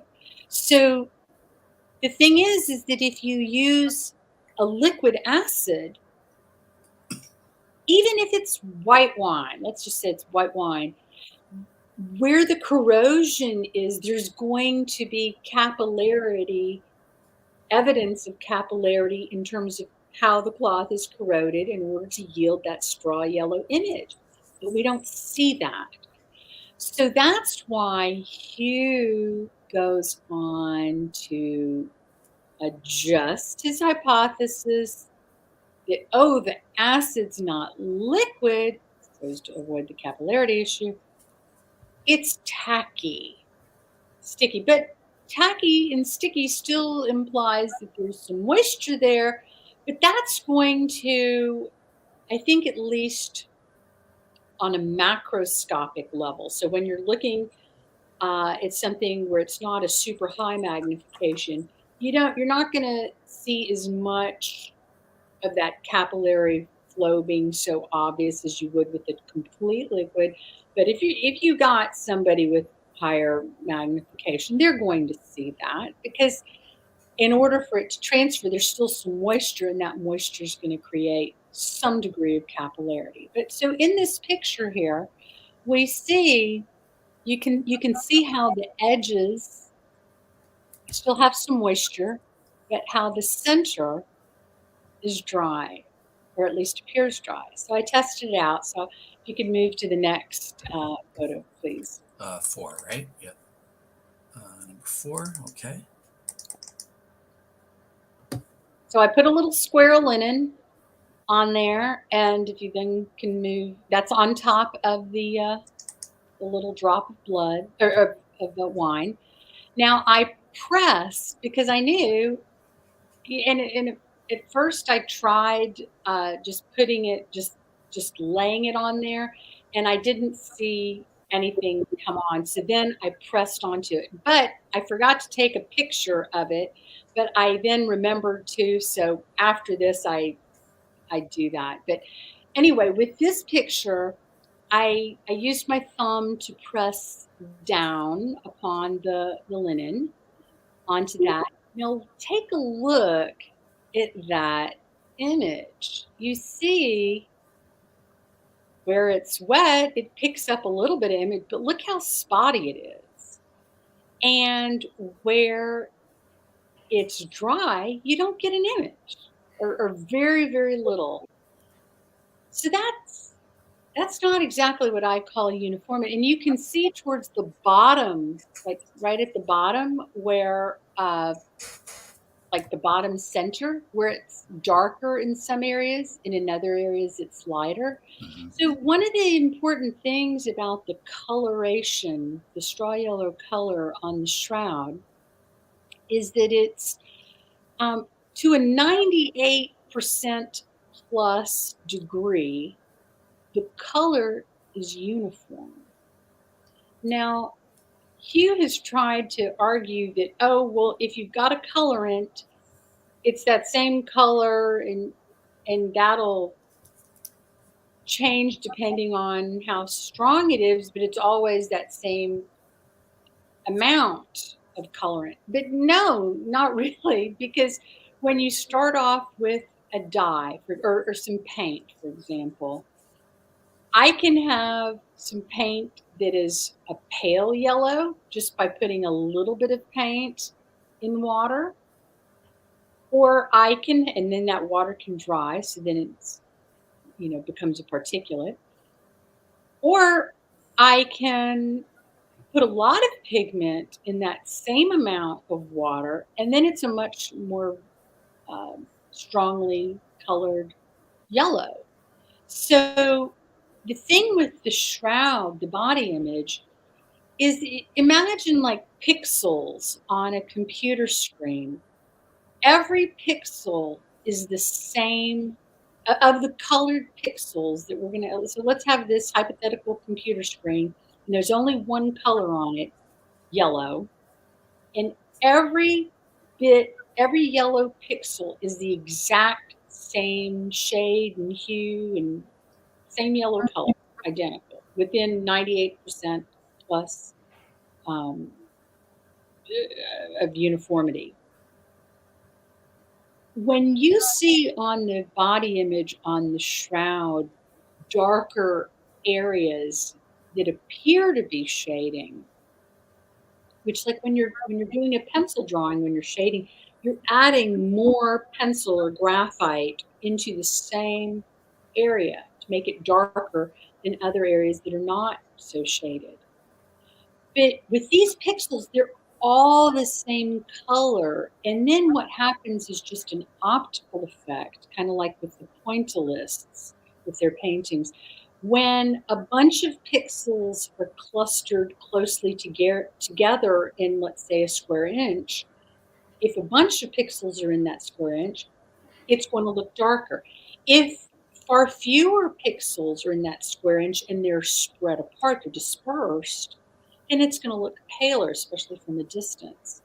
So what has to happen with an artist creating, either by happenstance or purposefully, and again, by happenstance, boy, that would really be a miracle, to have created this, all of the color has to be the exact same shade. But we can see with my little linen sample that some parts are picking up more of the pigment from the wine, the coloration from the wine, than other areas. But now, imagine if we have this huge life-size bas-relief carving of Christ, and you've got this residue of wine on it. Somebody's got to press down. If you just lay it on there, it's not going to pick up. So somebody's got to be pressing. Well, now when you're pressing down on it, nobody's going to be able to press everything with the same degree of pressure. Again, that would involve a miracle. That's Teddy. Sorry if you. Yeah. So what Teddy is talking about here is what I call my minimal relevant feature: the uniform intensity of color. Now, Teddy, I just wanted to ask you a quick question, because I also think you might have a good point again about how the front and the back bas reliefs have to be coordinated in that, because there's also the uniform density of color, where the maximum density or darkness are the same on both the frontal and the back. Do you think how would Hugh's hypothesis handle the uniform density of color? Well, it wouldn't, you need a miracle for that. Yeah, how are you going to do that? That's just, look at just with this little bitty dot, I couldn't get an even image. How are you going to do this on some ginormous, and think about it, this is smooth. So think about if you've got all sorts of crevices, you're going to have in crevices, presumably more wine residue accumulating there to create a much darker image in those spots. And then how in crevices, when you're pressing down on it, it would seem that you're not going to get into the crevices. So this just does not make any sense to me how that would operate. But you can see clearly how spotty the image is, and this is not what we see on the shroud. If you could move to the next number 6, please. So that's when I remembered, this was, I waited a little bit longer. That's, I think I see 11 something the time. Do you see the time? It's 11 something. 11. Anyway, it was just a little bit after. Hold on. Okay. 11 o'clock, right on the dot. I lightly pressed the linen to the wine, And you can just see that itsy bitsy dot right in the middle. Look how faint that is. So, I mean, so the timing of when this cloth was laid over a shabbily rinsed wooden bas relief. I mean, so you got to deal with drying times and pressure, and if it dries too much, you get absolutely nothing. And if you could move to the next one, please. Yep. And just before I go there, just for the audience sake, as I said with Jack, I'm going to be posting these on my blog, all these pictures, so you can read what Teddy's little captions, what she's written. So, all right, Teddy number 7. Okay. So at 11:14, there are no. It's all dry. The drop, it's dry, and it's not capable of. And I tested out at 11:15. I put, if we can move to the next one. So 11:15, we've got no visible imprint at all and I firmly pressed down onto that linen, but nothing. So, so now let's take a look. I got put my linen under my microscope. Okay. Number 1. Okay, so this is a close up. Let's see. This is under 10x with my objective, my iPhone. I have an adapter for my iPhone, which is a professional grade adapter. It's not one of the $15 ones. It's ones that doctors use when they're doing things, treating people medically out in faraway places, perhaps Africa, or where there aren't hospitals and pathologists to check things out. And they've got these adapters that can connect to an app that can actually give them readings of what they're looking at. I've tried to get that app to work, and for some reason there's so much traffic on it, haven't been able to get it to work. But anyway, aside from that, this is a good quality adapter, and the adapter adds 15x to the image, and this is on 1x on my iPhone in terms of no enhancement. So what we see here, this is the wine, and we are seeing that when it is tacky,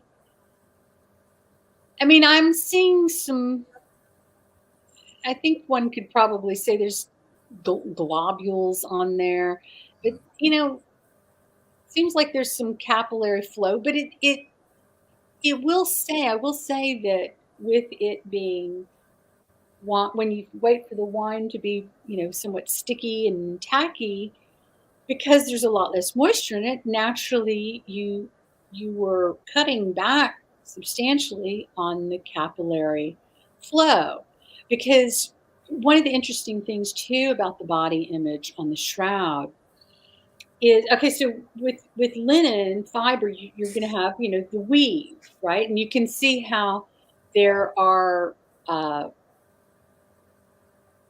threads that go over and threads that go under in order to create the weave. With the image on the shroud, there is no seeping of body image color underneath. Like when there's a thread on top, you don't see the image going through capillary flow with the bottom thread underneath the top one. And so now I will say that, it appears with Hugh's hypothesis, because you're waiting for the substance, for the wine to get, nearly dry, it doesn't appear to me that it's going underneath the top threads. So, bravo on that. But the downside is look how spotty the image is. Now, if you could show the other picture. Number 2. Yeah. I figured out how to make it full screen. So Well, that was a different one. Well, anyway, that we can look at this one. This is what the particulates of the red wine look like. So, again, those ladies would have had to have done a really, really awesome job cleaning that 14-foot cloth extremely well so as to not leave red wine or white wine or other types of acid residue on it. But you can see what that looks like. Okay, if we can look to the next photo, please. Yeah, and just again for the audience, she's talking about these little specks, right? Because obviously none of this is on the shroud, so she was saying, oh well, they washed it and somehow they got rid of all these little things, which where we don't see any trace amounts of some acid forming not even in the crevices of the threads. Yeah, that's just no way. Nobody's gonna. I mean, good luck on getting a handkerchief that clean, much less a 14-foot cloth. No way. Again, it'd take a miracle. Now, here's another shot where it's not as close up, just to show how spotty this image would look. And you can see towards the left with that frayed edge of the linen, look how much darker that is compared to other areas. It's not all the same, like the same colored pixel everywhere. That is clearly darker, and it's darker because there's just more wine that's there. And I would bet you anything. So again, that's uniform intensity. It's not uniform. Right, and I'd bet anything that, especially where it's really dark there on the to the left, but even in other areas too, I bet you anything that goes beyond 1 fibril deep. You mean 2 to 3 fibrils? 1 to 2. Well, Adler was saying about 1 to 2 microfibers. Yeah. Okay. Some people say fibrils, some people microfibers. Those are just the subset of the thread, that are about 200 or so in each. But you can see just how many of these microfibers are in one thread just by seeing it. So I think that's it, isn't it? There's one more, Teddy magnify number 4. This is the last one. Okay, and so that's just also showing some more of those particles. I think that may be the same one. Anyway, but that's just more of those particles that would have to be wiped or washed so perfectly as to not leave a trace. I'd just like to say, this is why I prefer grape juice for communion to wine. You don't get any of this nasty little. I don't know. I think you're gonna get lots of grape. No, don't tell me that. No, I'm pretending grape juice is pure. So okay, cool. So yeah. So then with this image, it's also got to achieve a photo negative aspect. No, we're not saying a 100% photo negative, and obviously cameras didn't exist back then. But to where light and dark are reversed, because we know that with the Shroud of Turin, when you take a photograph of it, the negative is actually positive. You get more detail in the negative. So this criteria would have to occur with this situation with the bas relief, and it would also need to then carry out this 3-dimensional type quality. And it's not necessarily 100% 3-dimensional aspect to it, but there is this cloth to body distance that is seen on the shroud with the body image. And when put under this thing called a VP8 analyzer back in 1978, this machine, it rendered a 3-dimensional image. When people have put photographs under the VP8, the image is all distorted. But with the VPA, with the shroud, the genuine shroud, you don't see that distortion, and you see this three-dimensional sort of relief. Now, is that necessarily totally exclusive to the shroud? Possibly not. That is something that has been said to be replicated in terms of creating a somewhat three-dimensional aspect. But you then run into problems if you put a cloth over a statue or even a bas relief where there's curvature. You've got to worry about the distortions on the side of the face. On the side, you don't see the body. But one of the interesting things when you get to the blood stains is that you see where there looks to be a lot of blood in the hair, but it's not really in the hair. I mean, there is some blood in the hair, especially in the back.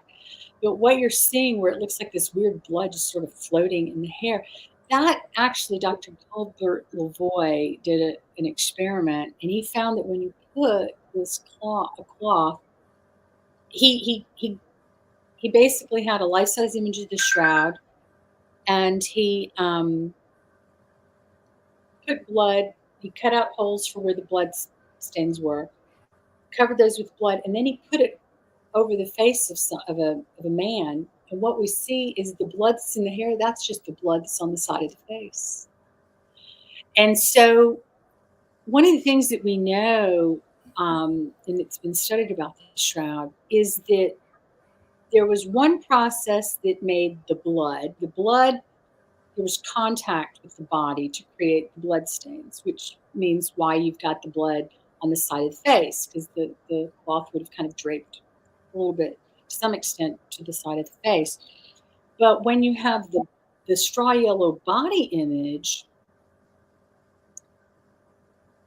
that was, by everything that we can tell, is a non-contact process. Now, Colin Berry, for example, a well-known shroud skeptic, he said, oh, well, trying to get around that by saying, well, if somebody just, I guess you'd have to have a cloth, upright, and somebody just presses their face, I guess, suppose, just to where you don't get the curvature. And how do you avoid that in a bas relief where there's this curvature? I don't understand exactly how that's going to work. And so I'd need to see it before I believe it in terms of somebody replicating that aspect of it. And we're almost at the 2 hour mark. Do you have a lot? Like you can, again, I'm flexible, but well, let me get real quick into the okay, so I'll try to hasten my thing. no, if you do you have a lot? Like Not a whole. Well, I still haven't gotten into the blood part yet, but it won't take too long. Okay, cool. Yeah.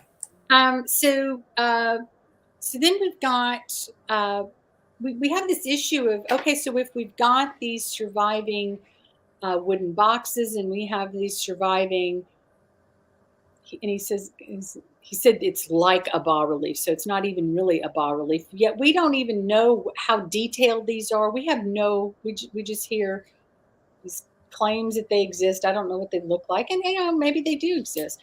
But why don't we have any of the cloths? So there's that.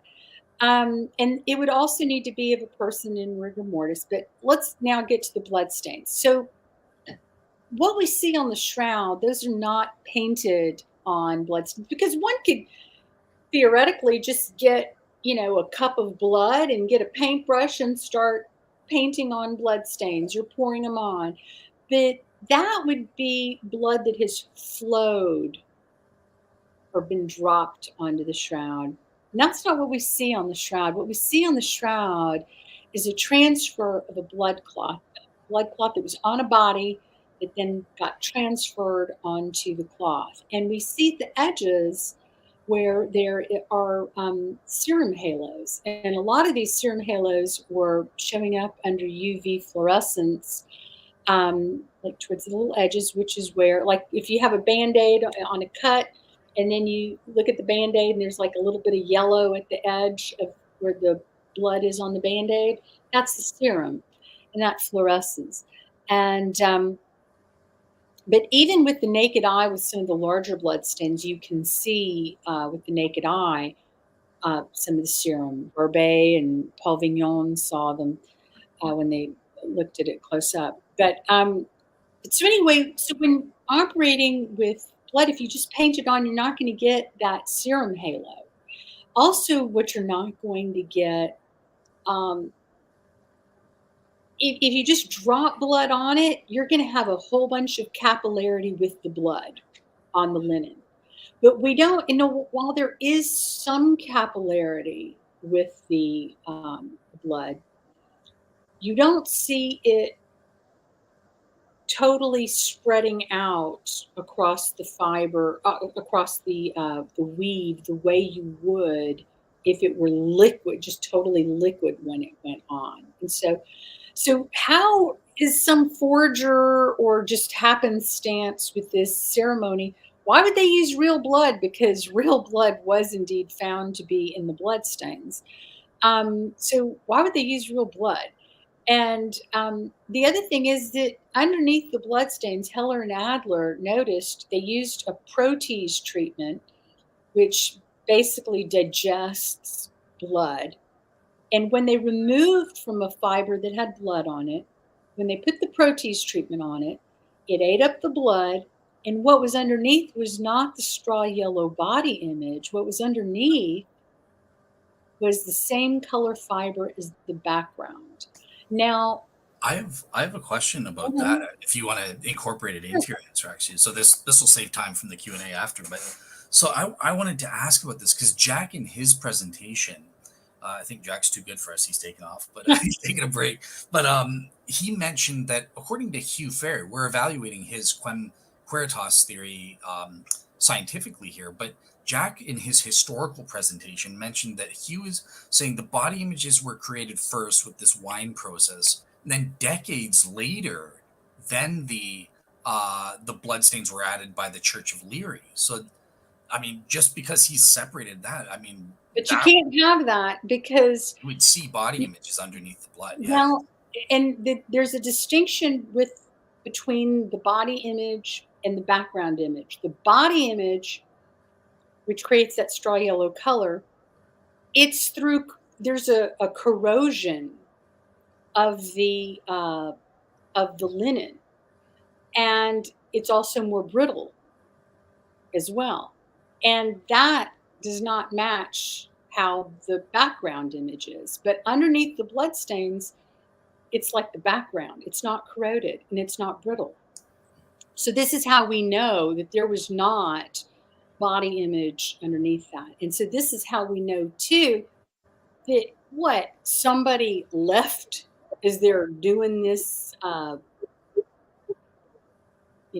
half-baked thing with a little bit of wine residue and a bas relief. They're leaving spaces that didn't get rinsed with wine precisely where the bloodstains were as depicted in the Gospels for a crucifixion. I don't think so. And I don't think that it's possible that somebody could have put the bloodstain before, because how are you going to know where to put it? And Hugh talks about, sticking it on a statue. That's a different hypothesis of his. But if you put blood on a statue, how is it not going to drip down? And that's not going to give you the blood stains that we see on the shroud. Now, the other really important thing is the scourge marks. Oh my. There's so many scourge marks, well over 100. And Hugh, and this was part of what I was going to mention later, but I'm going to mention it now. Hugh said, you just get a little sponge and just dab them on. Just dab those little scourge marks on. Well, no, because those little scourge marks, they're very rounded, which are consistent with plumbata, which are lead weights that were sometimes added to Roman flagrums and Greek flagrums too.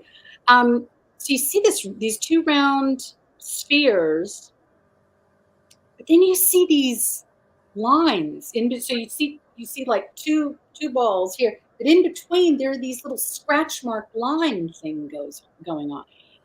How's that sponge going to do that? Again, another miracle. So let's see.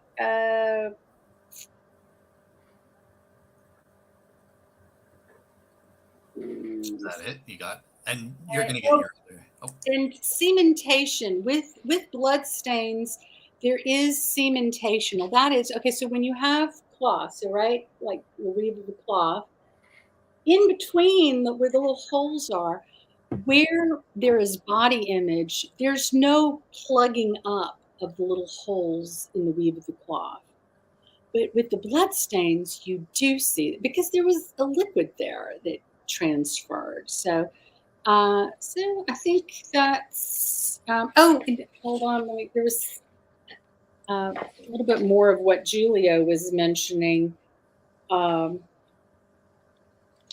this is very fascinating too in terms of the application of the acid. One moment.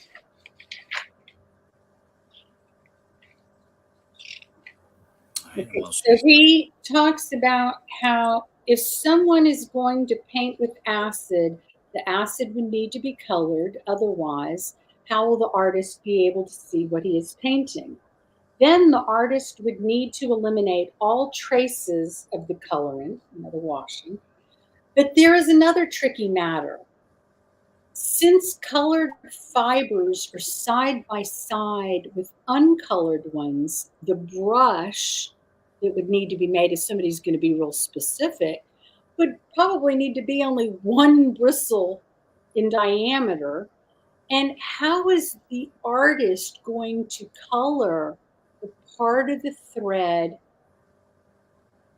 all the way around the circumference of the thread, but without coloring sometimes adjacent threads? How do you not get that capillary flow? Because that's we see that with threads, where sometimes you can have a totally colored thread next to one that's totally uncolored. So how does that end up not happening?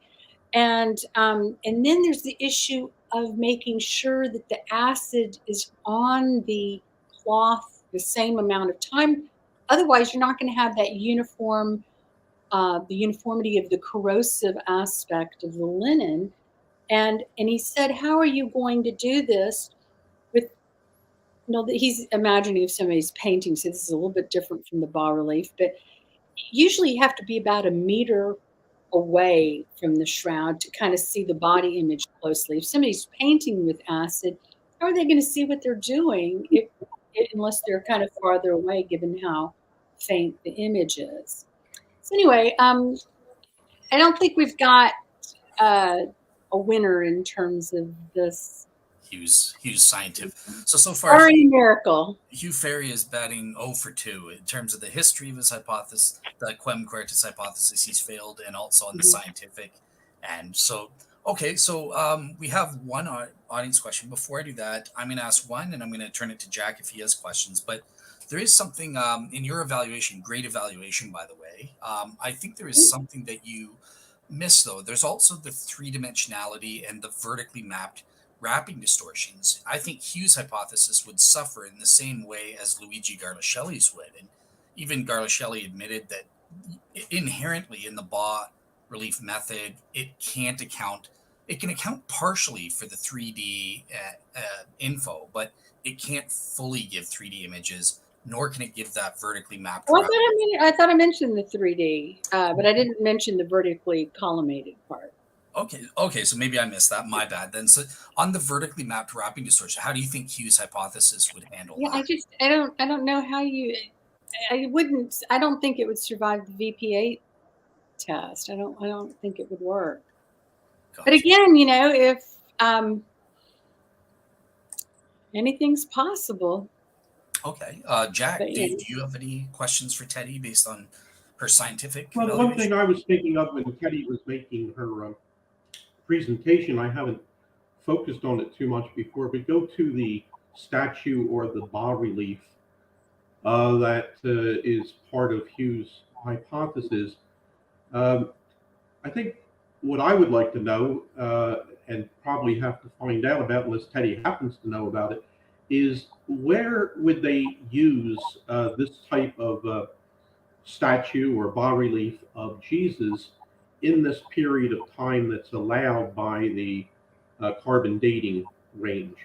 So let's say that for purposes of discussion, Hugh is right, and the shroud was manufactured and the image was made in around the year 1290.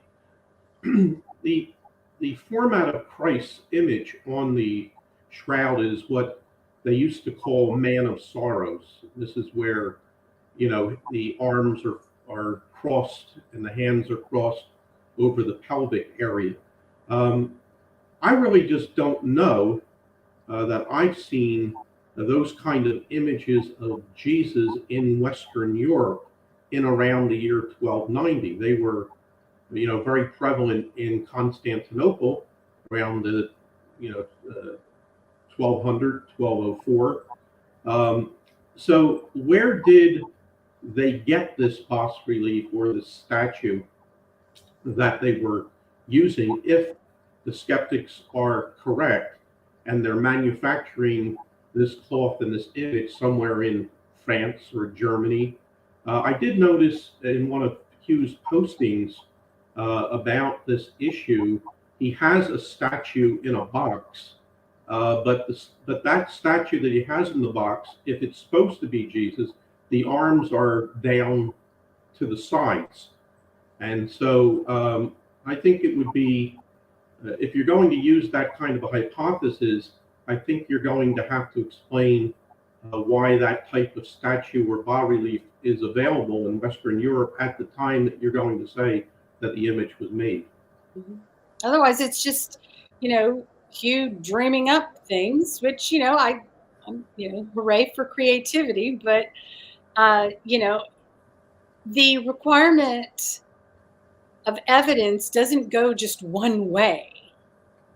It goes both ways. And so when skeptics bring up challenges or hypotheses, well, we need some good evidence to see whether they're really viable or not. It's not just the burden on us. For some reason, that seems to often happen, and a lot of people forget to throw, kick some questions the way of the skeptics too, with the things that they claim. A lot of times, people just tend to eat what they have to say up with a spoon, as we would say in the South.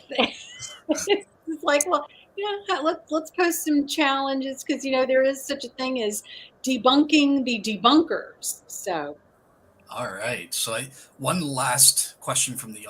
Sorry. Did you have something more to say, Jack? Or? No, I was giving her the thumbs up. Okay, so just one last quick audience question before we go to Jack's next presentation on the Darcy memo. So switching back to history. But Teddy, this one's for you. So just some background questions. What a strange mask behind Teddy. Is that a unicorn? Or it is a unicorn. It's kind of like a Venetian mask, although this one was, I have some Venetian masks, but this one was made, I think, by a Russian or a Ukrainian artist. But yes, it is a unicorn. All right, awesome. So with that, I will switch right away to Jack, who's going to be presenting his historical arguments about the Darcy memorandum specifically. So take it away. You know how to share your screen still? All right, just give me a second to do that again. Okay.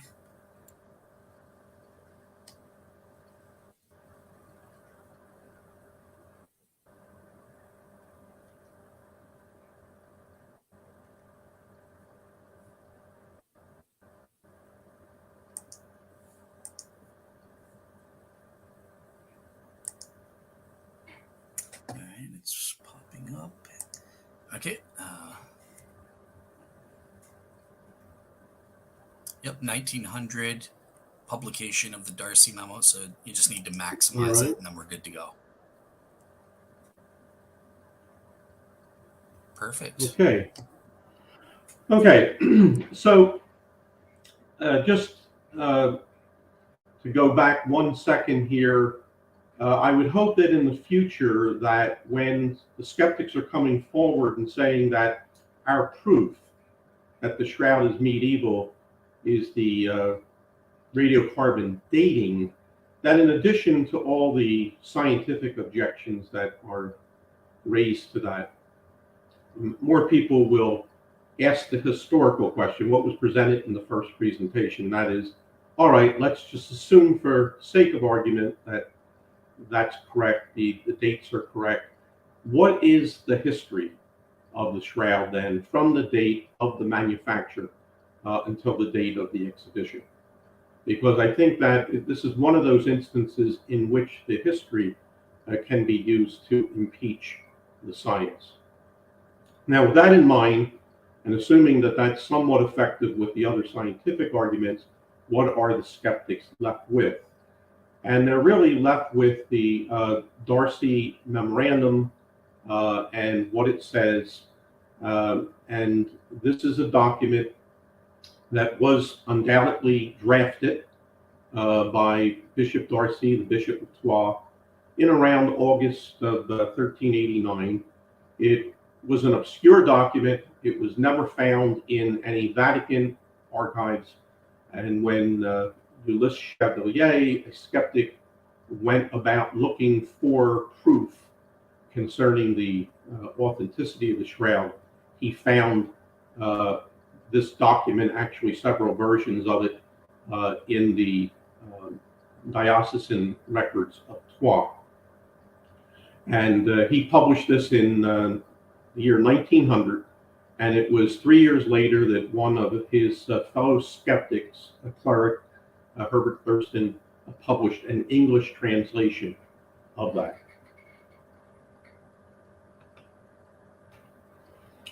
So I think there are two ways to look at the Darcy memorandum. On the small scale, it's the painting allegation that we can focus on, then we can move on to other things.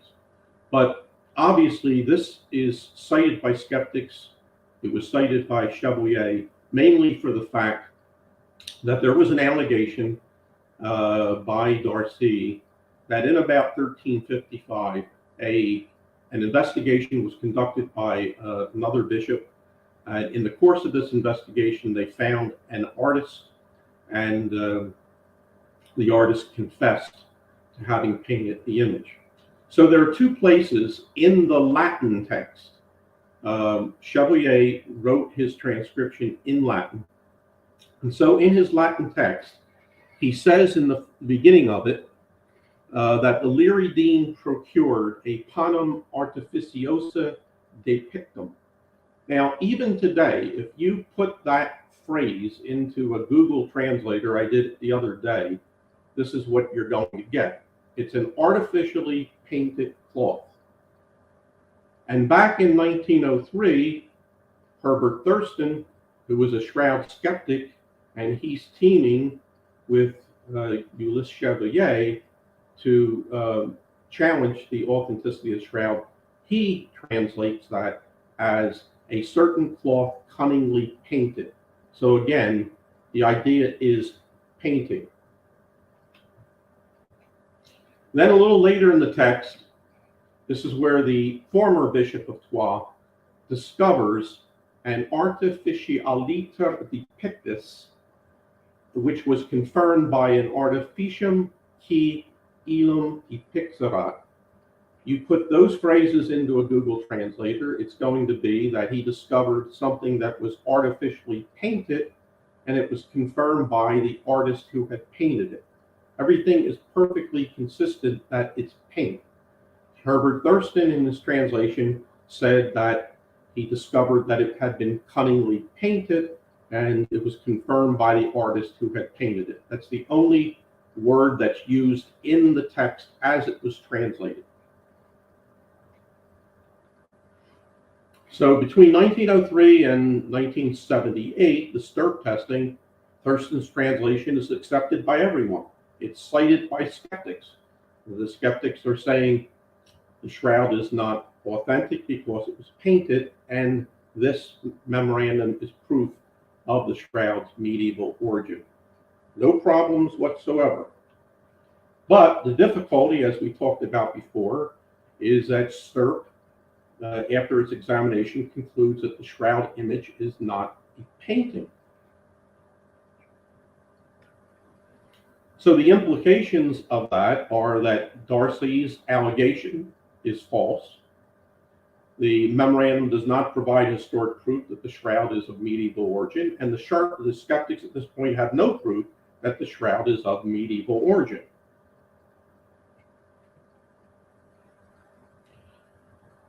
From 1978 to 2015, the Darcy memo becomes rarely cited by skeptics because of this problem. And so they kind of drop largely the idea that there is any historical proof of the shroud's medieval origin. Instead, the radiocarbon tests are published and they glom onto that, and the implications in 1988, after the scientific information is published, is the skeptics now have scientific proof that the shroud is of medieval origin. Now, how good is that scientific proof is another issue altogether, and there have been many people who have written about it, and that's not a part of this discussion, but they have, good or bad, rich or poor, there is some scientific proof that the skeptics have that the shroud is of medieval origin, and that's pretty much what they're hanging on from 1988 until 2015. Now, in 2015, the skeptic historian Andrea Nicolati writes and publishes a book, and that book is again republished with an English translation in 2019, so it's available. So he goes to these phrases in the Darcy memorandum that we've already gone over, and he changes them to this. These are the translations. In the first instance, the dean of the Leary Church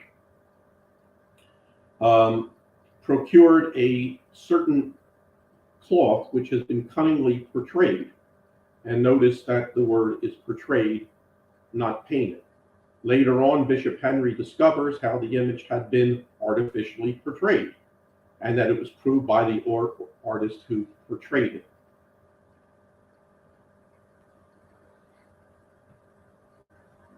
Now, sorry. Yeah. Sorry about that. Go ahead. That's okay. Just kind of got off here on my slides here for a minute.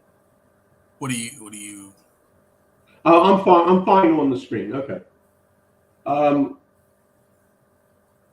So Nicolati is now trying to attempt to provide a medieval history for the shroud. He's a historian, and in order to do that, he adopts the allegations of the Darcy memorandum, endorsing the historical reliability of the document. That's where he's going to go with this. The difficulty is that this is the way that the verb that's used in these passages are defined. This is right from the current edition of the Latin dictionary. And you take the verb depingere, and it has four possible applications. The first is to decorate or color with paint, then describe, then to embroider, and then when you get down to the fourth meaning, it says paint, depict, or portray. So the very last preferable definitions would be what Nicolati is using, depict or portray.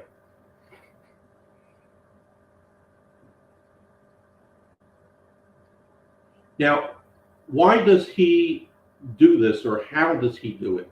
This is his explanation in his book for why he changed the translation. He says that the Latin verb depingere ought to be understood. That's an interesting phrase, ought to be by whom?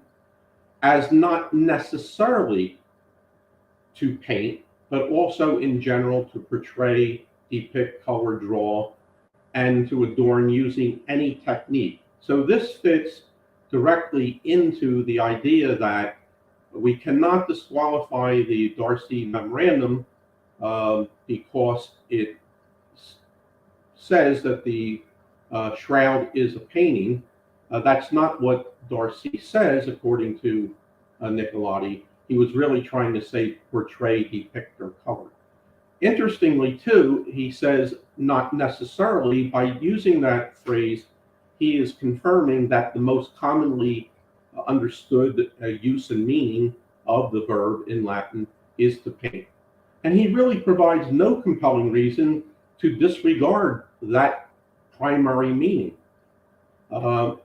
He just wants to, at this point, select the most general meaning of portray, and then he's able to add to it with any technique, which that doesn't show up in any definition. He's trying to exclude the necessity that it had to be painted. And curious about the way that he presents this, there's not a mention of how it's been translated in the past. In other words, he says nothing about Herbert Thurston or his translation or how that translation has been used for, by this time, 112 years. So if you were a new reader and you were just picking up his book and you didn't know anything about the history of the shroud and you were going to try to learn it from this book, you would just believe that this is the accepted, long-held translation of the text, where it really hasn't been translated in that form. So I think we can come to a provisional summary conclusion on this first end of the examination of the Darcy memorandum. And that is that if Darcy did in fact say that the artist had admitted to painting the image, that would be a false allegation. And the Darcy memo would provide no historical proof of the medieval origin. And there would be no historical proof of the shroud's medieval origin, and the radiocarbon dating results would only provide scientific proof of the medieval origin, would not provide historical proof. So again, there would just be no historical case for the shroud being of medieval origin. So if for the moment, and again, arguendo, you said, well, let's just deal with maybe Nicolodi is right. If you accept Nicolodi's translation for the sake of argument, what else is there to talk about the Darcy memorandum? Would it otherwise, without the painting allegation being considered, is it a reliable and authentic and trustworthy record? I don't believe that it is, and truthfully, in my own personal analysis of the Darcy memorandum, I would discard it simply because of the painting issue. And it was pretty much discarded until Nicolodi came along with this new alternative translation. I think the first thing that we can look at and should look at is the history of Pierre Darcy and the Troyes Cathedral prior to 1389 when the memo was written. And I'm going to quickly summarize this. He was born probably, no one is sure, but probably around the year 1325. He became a lawyer, he became a jurist, he then joined the clergy. He was serving in those roles, apparently, in one of those roles, it's unsure, when the Lire exhibitions got held in 1355, 6 or 7. And while that was happening, in 1365, a tornado hit the Troyes Cathedral and it destroyed the spire of the cathedral. So they had this damage to the cathedral.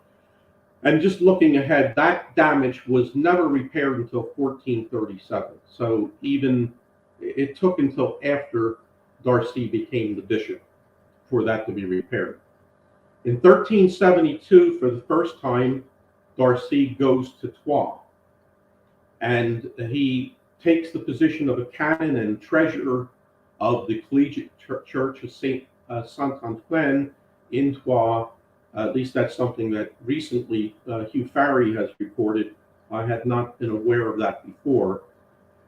But by the time he gets there in 1372, almost everyone who knows anything personally about what happened during the Leary expositions had died. Henry de Poitiers, the Bishop of Troyes, he died in 1370. Geoffrey de Charnay died in 1356.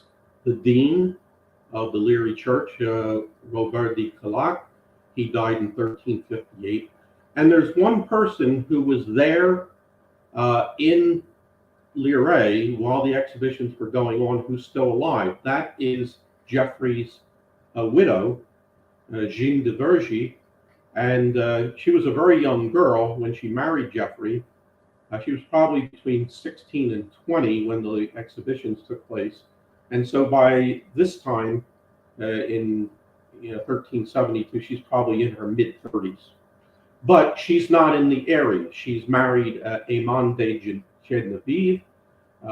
He's the lord of various fiefs that are located near Geneva in what is present-day Switzerland, and that's almost 300 miles away from Troyes.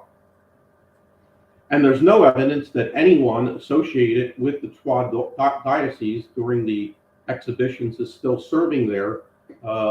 Nick Lottie made a search and he found one person who was the keeper of the seals at that time, but there's no evidence that he would have been involved in any controversies involving these exhibitions. In 1373, Darcy becomes the diocesan treasurer and vicar general, and in 1377 he becomes the bishop of Troyes. So that's basically his background, and I think what can be taken out of that is he has no personal knowledge as to what transpired during the earlier exhibitions. Now we can move to the events of 1389, and in March or April, that's when the new Leary exhibitions began. Geoffrey's son, Geoffrey II de Charnay, received the permission from the Pope's legate to France, Cardinal Tutari, to renew the exhibitions of the Turin Shroud. Darcy hears about this permission, and he sends an order to the Leary dean telling him to end the exhibitions under the pain of excommunication. What his motive for doing that might have been at that time, we'll get to in just a little bit. But I think the important point is if he knows anything about what happened in the 1350s exhibitions, he knew it at this time. He knew it in March or April of 1389 when he commenced his actions to try to stop the exhibitions. And what makes it also very strange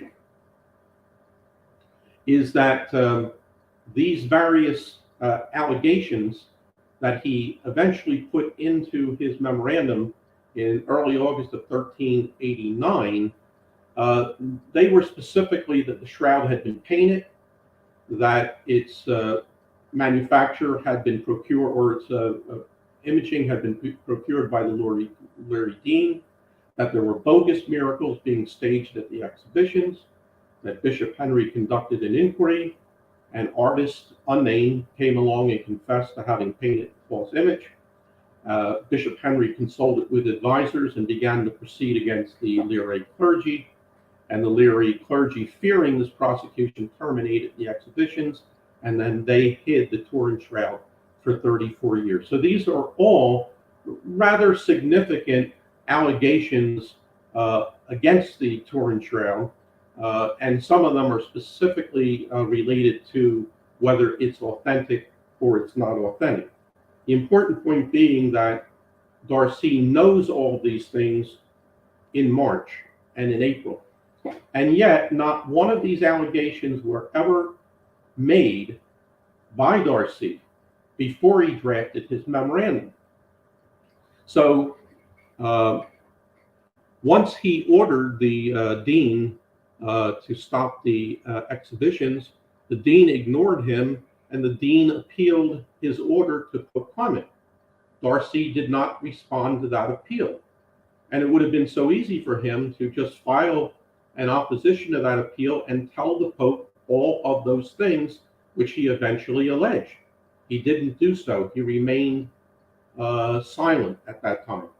Instead, Geoffrey had been given a royal warrant in order to exhibit the shroud, and Darcy decided to go to civil authorities. Very odd for a clergyman to go to civil authorities, but that's what he did, and he filed an appeal, and the appeal was sent over to the royal curia, who was going to hear the case.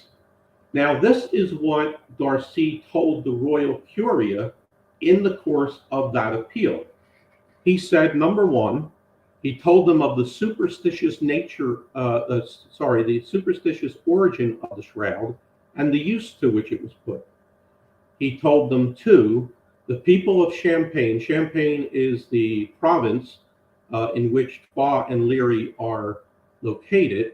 And so he tells the curia that the people of Champagne and the surrounding regions to Champagne are flowing each day in abundance to adore the cloth without fear of committing adultery. And the third thing he tells the curia is that the cloth is being exhibited to the faithful with such solemnity that all are led to believe, erroneously, that it's the true shroud of Christ, and they've been deceived, and this is irreverence towards the Holy Mother Church and the Orthodox faith. So those are the things he told the curia. He doesn't mention one of those allegations. Not one of the allegations about the 1350 exhibitions that turn out to be in the Darcy memorandum are pled before the royal curia. He ultimately, two things happened. At the end of July, Pope Clement ruled in favor of the Liry Dean and Geoffrey, and he allowed religiously, the exhibitions to go forward. But news of that did not reach the royal curia by that time, and the royal curia ruled in favor of Darcy. And the next step was that King Charles VI wanted the baillie to go and seize the shroud from young Geoffrey de Charnay. And when he writes to the baillie, he said, Darcy stated before our curia that the church in Liray is displaying a certain handmade and artificially depicted cloth as if it were the true Sidarium Christi. And so the king is confirming that, again, in the case before the curia, Darcy did not make any of these allegations. Now, it's fairly clear that the memorandum was written in early August because Darcy recounts events up until early August, including the fact that Pope Clement has ruled against him and in favor of Geoffrey, and that happened on July 28th.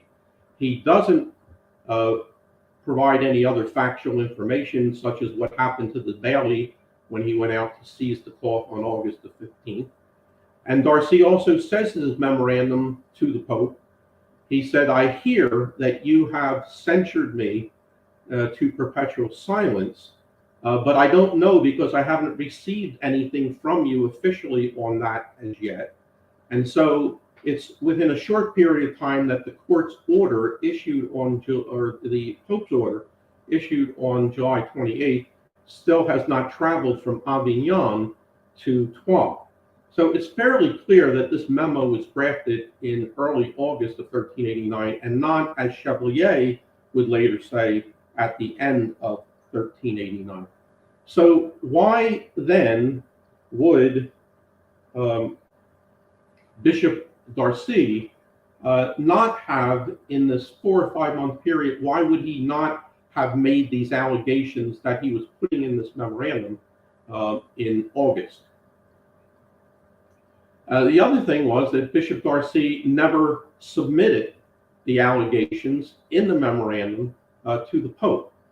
And there are a lot of indicia that he did not do so and that the that the memorandum is a draft. This has been discussed often before, but clearly the documents that were found were draft documents. One of them bears a notation that it's something that Darcy intends to submit to the Pope, meaning he hasn't submitted it to the Pope. And in the memorandum, Darcy recites that he knows that perpetual silence has been imposed upon him. So he's perfectly aware that because he's been told to remain silent on the issue of the shroud, if he were to send this memorandum to Pope Clement, he would be violating that sentence of perpetual silence. And it's just not a risk that a clergyman in his position would take. By this time, he was probably close to 70 years old. He would die only 5 years later. He was too far along in his career, really, to risk taking on the Pope over an issue like this. Also, Darcy was a former attorney and jurist, so he knew very well that all these allegations were hearsay. He did not have any direct knowledge of anything he was saying. If it was true, which is debatable, there would be no witnesses who he could bring forward to testify directly. So if he took this risk and he went before the papal curia and tried to make this case, it was very likely that he would end up losing and at the same time be sanctioned for violating the sentence of perpetual silence. Even Andrea Nicolati, who checked all of the documents that are relevant, says the following. This is a quote: "Unfortunately, we do not have proof of the delivery of the Darcy memorandum to the procurator and therefore to the Pope either." So the bottom line is that there is just no evidence that any of these allegations were ever delivered to any authority, particularly the Pope or to the Royal Curia, and that they were nothing other than things that Darcy put into a memorandum and then filed it away in his own diocesan records.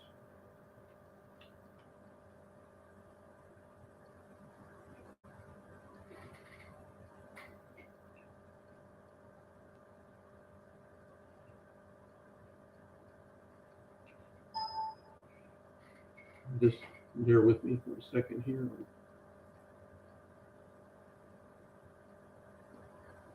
The other problems that he would have is he would not be able to produce direct testimony. He has no corroborating documents that he mentions in the memorandum. And the other problem is that the allegations are allegations that are actually contradicted by documentary evidence.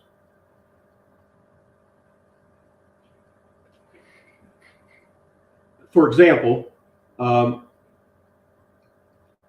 July 28th, when Pope Clement approved the exhibitions of the shroud, he did so ex certa scientia, meaning it was on the basis of knowledge which the Pope possessed, but out of discretion he was refusing to disclose. So what was it that Pope Clement knew that compelled him to approve the exhibitions? Now, it's no coincidence that Clement's late uncle was Aymon de Geneve. He was the second husband of Jeanne de Vergy, the widow of Geoffrey de Charnay. And Aymon just died the year before in 1988. And so it's very clear that because of the family relationship, Clement may have actually received detailed knowledge about the earlier exhibitions through Jean, his aunt by marriage. And Jean may have very well told Clement, the Pope, exactly what went down with the early exhibitions, and it might have been completely different from what Darcy was alleging or what he wanted to allege to the Pope. Secondly, Jean herself lived, because she was so young when she was married to Geoffrey de Charnay, she lived into the 1420s. So she was still alive. She was still reasonably young. I think she was had not reached 50 years of age. And so if Darcy was going to make this a contested, litigated issue, Jean could be called. The Pope could certainly get her into those proceedings, and she could testify to what she knew. And that could very well have contradicted what Darcy was alleging. So very clearly, this is probably the main principal reason why Darcy, after writing these things down in draft form, never submitted them to the Pope. And that affects on how believable that they are. There's also a couple of documents.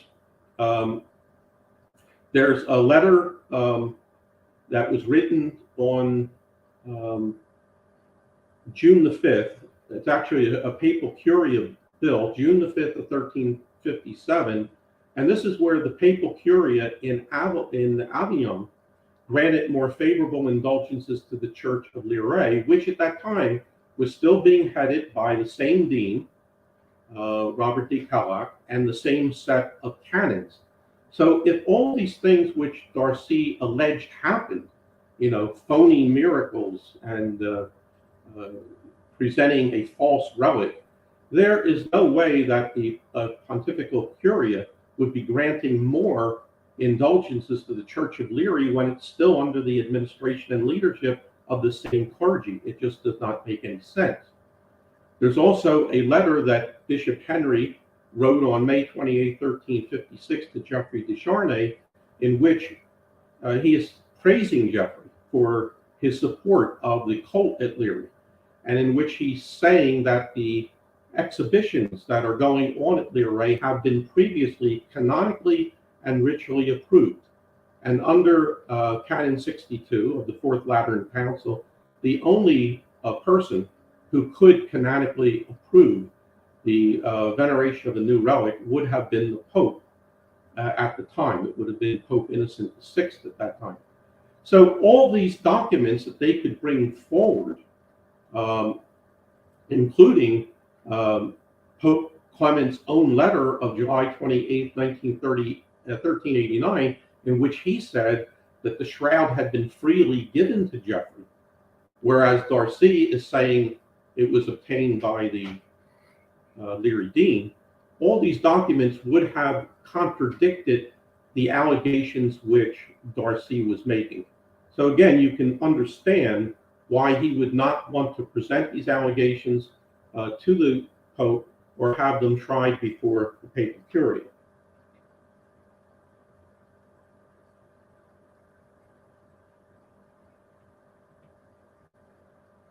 And just as a reminder too, you've got that unlikelihood of an artist be from a former century even creating the image and still being alive in 1355. And that is, of course, one of Darcy's allegations.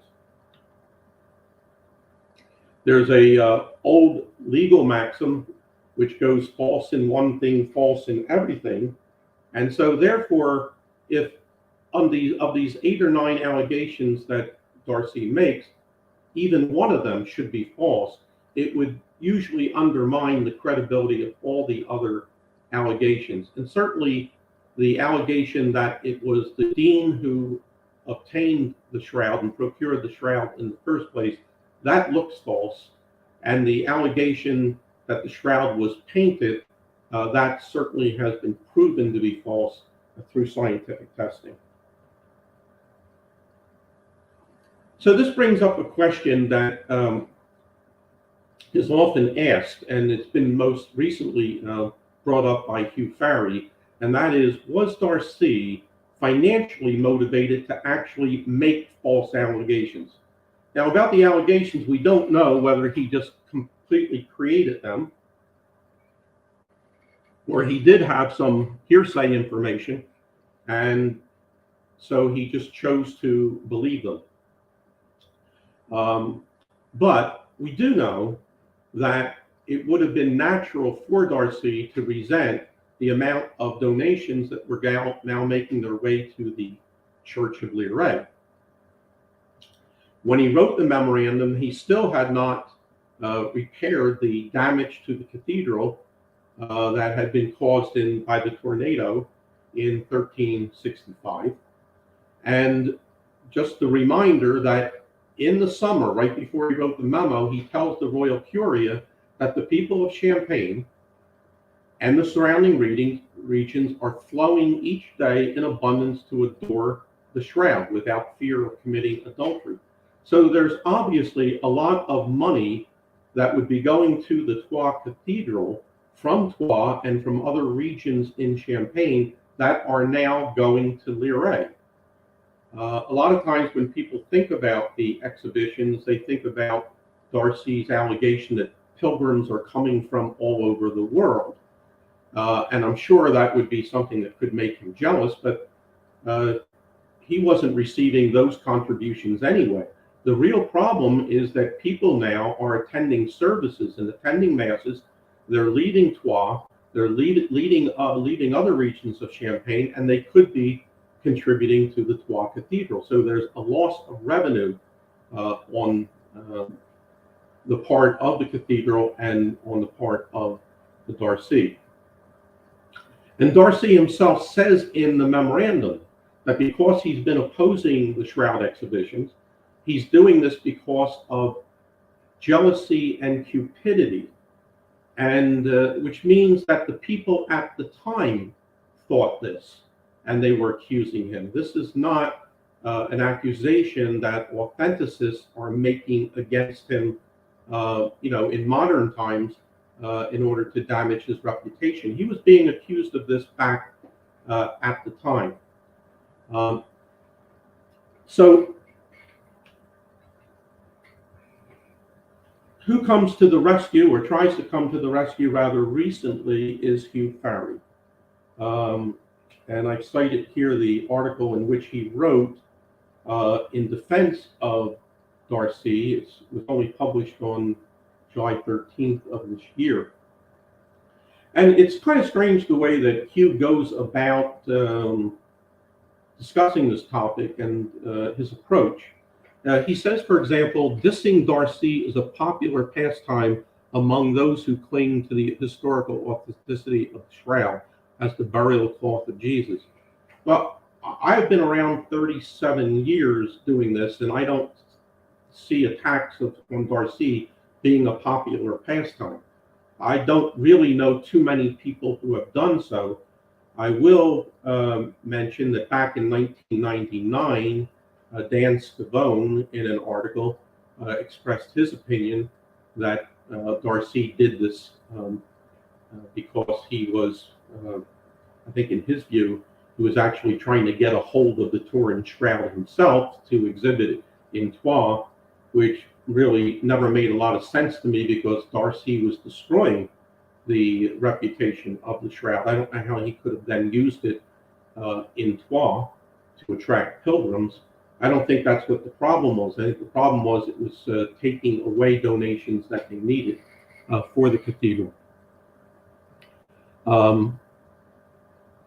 Hugh Farry also says that his detractors, that would be authenticists, say that he invented an investigation into the relic. Well, that's certainly possible, given the letter of Bishop Henry praising the exhibitions. That's not likely he would have conducted investigation.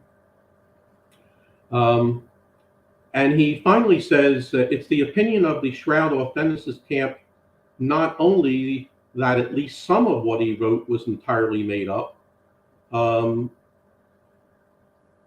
and this charge, he says, is largely spurious. Well, I don't think the charge for those who would make it, or at least raise the question of whether Darcy would have lied or too easily accepted hearsay information. I don't think that that's spurious whatsoever, given what the evidence is. I think Hugh is kind of speaking with a lot of hyperbole in making those kind of claims. What he does, though, is he obtained a book that actually was written, I think, back in 1987. It's called Building Troyes Cathedral, The Late Gothic Campaigns. It's written by Stephen Murray. And he goes within that book and he extracts information from that book, which he says is proof that Darcy was not under a lot of financial pressure because of the Leray exhibitions. The difficulty that I find is that Stephen Murray writes exclusively on what they call the fabric accounts of the Troyes Cathedral. These are the accounts of the monies being expended for the construction and repair of the cathedral itself. And what they do every year in the Troyes Cathedral is they raise money which goes into the church's general account for all sorts of church expenses that you would have, utilities and the like, investments. And then they take some of that money every year and they allocate it over to the fabric account. And at the same time, the fabric account is supplemented by special gifts that are made by personages like the king or the duke, sometimes the bishop himself. And it's Hugh Farry's analysis of these accounts that there was enough money being raised within the accounts for the repairs to be made in 1389 and 1390, and so that Darcy was not under any financial pressure, and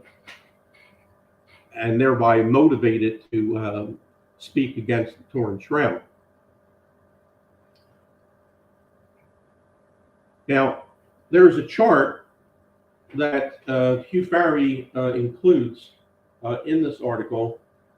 This is information on the so-called fabric budget. The first column, 1366-67, is not really that relevant. It just shows in the background that there was a total, these numbers are pounds, currency, and so that they ran the fabric budget in 1366-67 was at $690. By 1389-1390, it was up to $1,020, and the following year, 1390-1391, it was 1,400 pounds.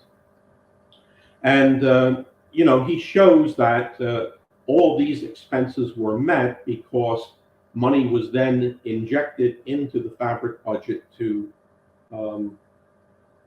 pay for them. But this is what Hugh Farry does not say. He has another chart. I couldn't reproduce it for this. It's a graph. And the graph shows how much money is being spent on the fabric budget in previous years.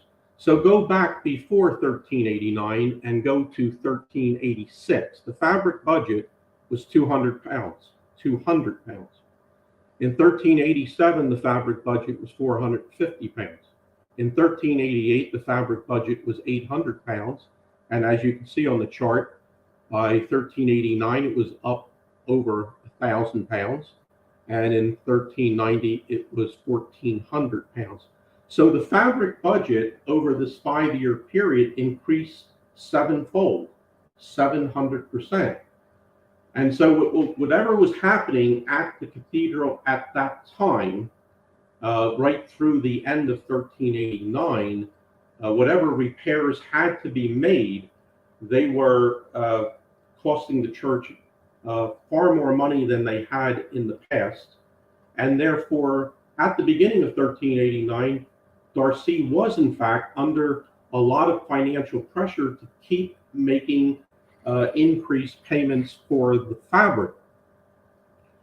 And this is happening just at the time in 1389 when the church income is being depleted because of the Leary Shroud exhibitions and because people are flowing out of all areas of Champagne to Leary to make their donations. So he's in terrible financial straits by the time that he writes this memorandum and he makes these allegations. He's absolutely desperate to stop the Leary exhibitions from transpiring. And so his at least he does have a financial motivation to do it. It's not something that is made up. It's not a false argument being made by authenticists. There's a legitimate question of why Darcy wrote this memorandum in order to stop the exhibitions. The other thing that Hugh gets wrong, I think, and it's only because I think he looks at some of the writings of Dan Scavone back in 1999. Hugh points out that this other disaster that occurred to the Troyes Cathedral, where lightning struck it, it was the end of 1389, that could not have been a motive for Darcy making these accusations in a memorandum that was written in August of 1389. I think that's a true observation. I don't think that calamity had anything to do with Darcy writing the memorandum, but he had plenty of other reasons: the loss of income, the increased fabric expenses, and the fact that he still had not done anything to repair the damage from the tornado strike in 1365. He had more than enough motivation in order to make up and fabricate the allegations that he did make about the Torrance Shroud and the exhibitions that were conducted in the 1350s.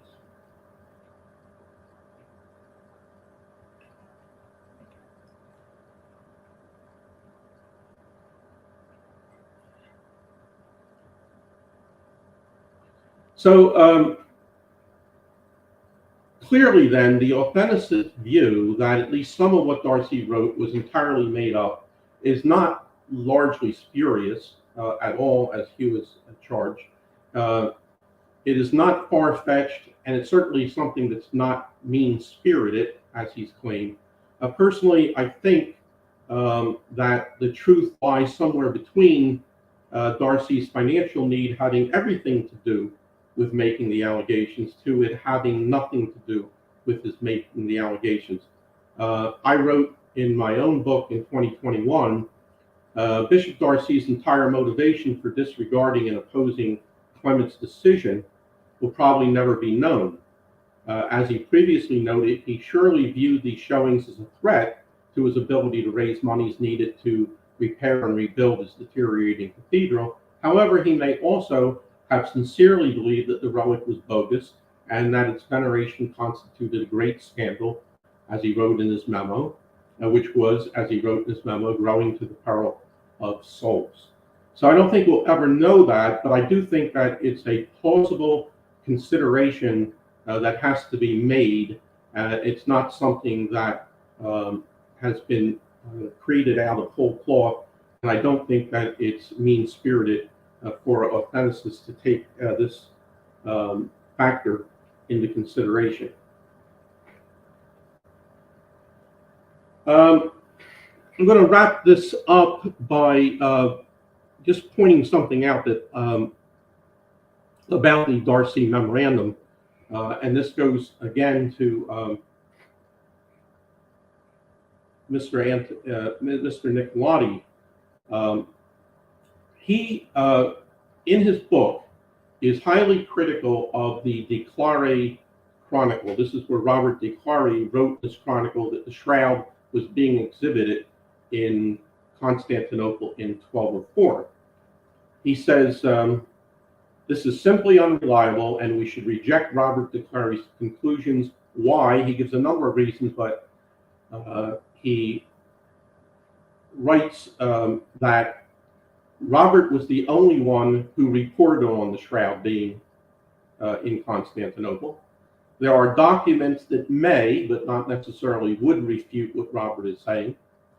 Robert doesn't come right out and say that he saw the shroud, so his statements are possible hearsay, but only possible because he was in Constantinople. He may have seen it. Robert is not a historian, and Robert is a believer in relics, so take that into account. Maybe he's too much a believer in relics. Well, when you go to the Darcy memorandum, which Nicolati has called valuable historical evidence, and and Darcy's conclusions should be accepted, you find out that Darcy was the only one that reported on the events of the 1350s exhibitions. There are documents that not may, but actually do refute those allegations. It's not possible hearsay on his part. It's definite hearsay on his part. Just like Robert, Darcy is not a historian, and Darcy himself is a believer in relics. He didn't believe in the shroud in Leray, but he featured a number of relics in his own church. So if I were looking at this comparison, I would say there's less reason to believe, for these reasons that are stated, in the truth of Darcy's memorandum than in de Queries' chronicle, but this is kind of a typical skeptical way of looking at things. De Queries' chronicle, which helps prove authenticity, is simply unreliable and should be rejected, whereas Darcy's memorandum, which speaks against authenticity, is valuable evidence, and his conclusion should be accepted. So here's the conclusion. One, as a historical matter, the skeptical claim that the shroud is of medieval origin is based totally now on the single allegation in Darcy's memorandum that the cloth image was painted by an artist. Secondly, that allegation that it's been painted by an artist has been scientifically proved false. Thirdly, for all these additional reasons which I've gone over, and in any event, the Darcy memorandum is not a historically reliable document, and so therefore, the skeptical claim that the shroud is of medieval origin has no historical basis. Thank you. Awesome. So, yeah. So we have audience questions. If you guys want to type that in the meantime, I have a couple questions, but I'm gonna start this time with Teddy. It looks like you've got some questions for Jack, so you go first if you got questions for Jack.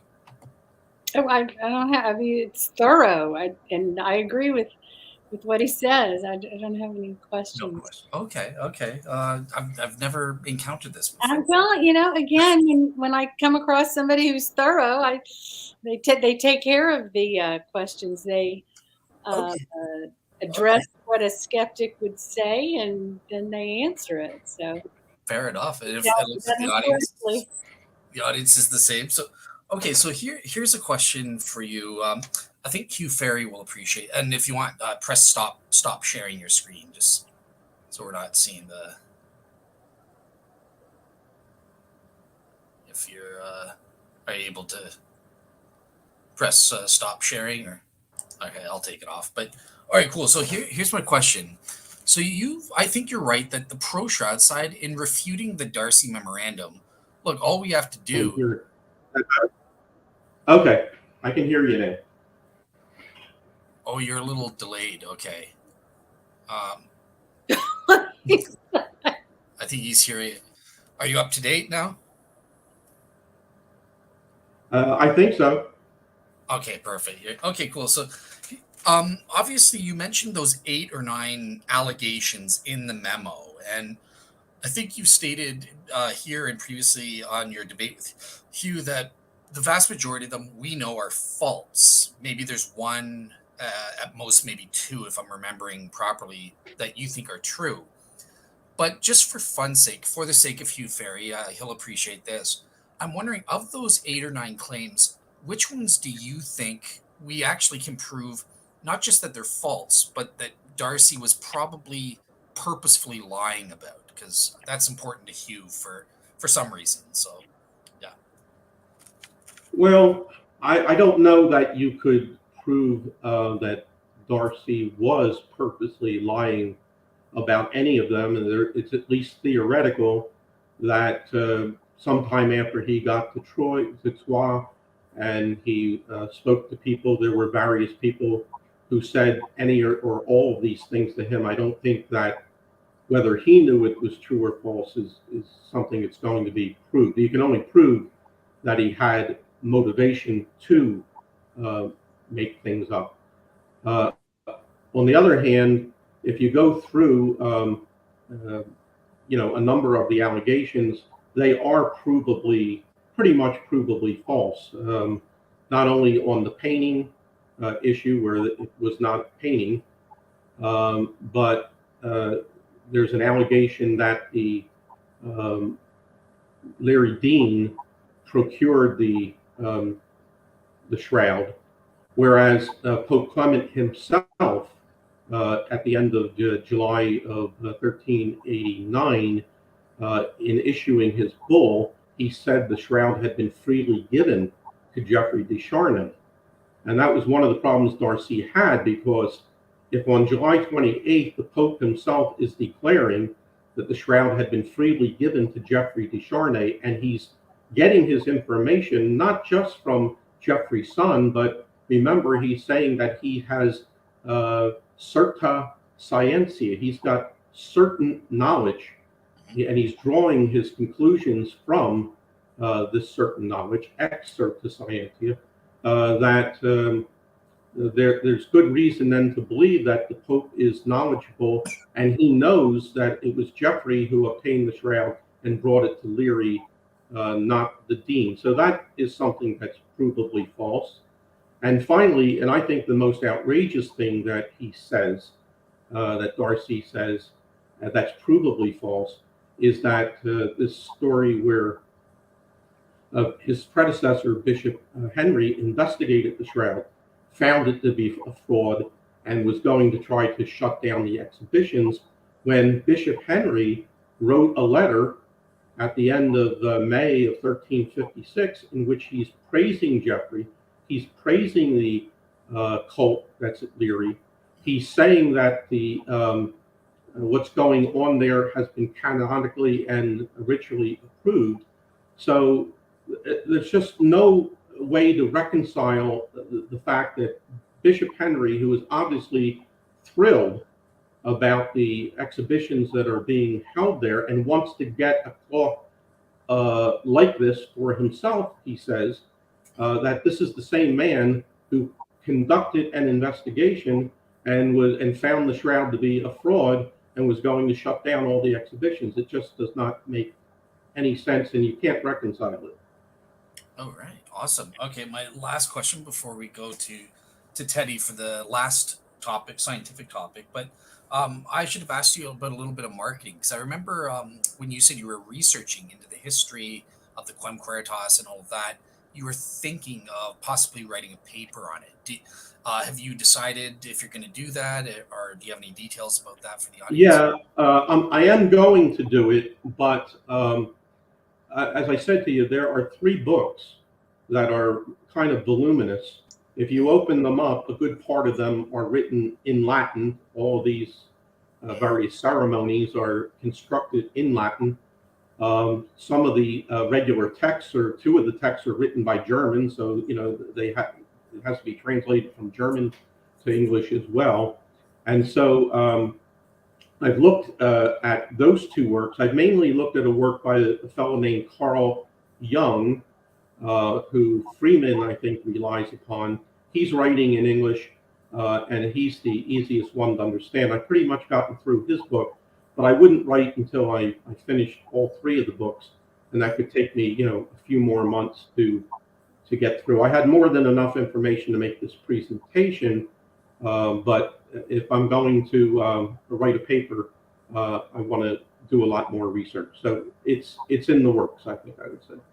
Cool. All right, awesome. So yeah, with that, we are going to switch gears from history back to the scientific perspective. And this one's, so Teddy will be answering questions about, the Walter McCrone's findings, paintings, but it's also kind of open-ended, where we're responding to claims of Hugh Ferry in the debate that they did. And this is kind of a fan request for Angel Brother 123. So this one's for you.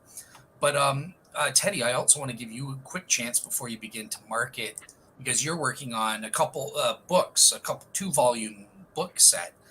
Do you just, for the audience, do you want to just give some details as to where you're at or what they can expect on that front? Sure. Well, initially it was going to be 1 book, but because I like details, and I keep digging and finding more and more interesting things to to look into, especially with regard to Walter McCrone.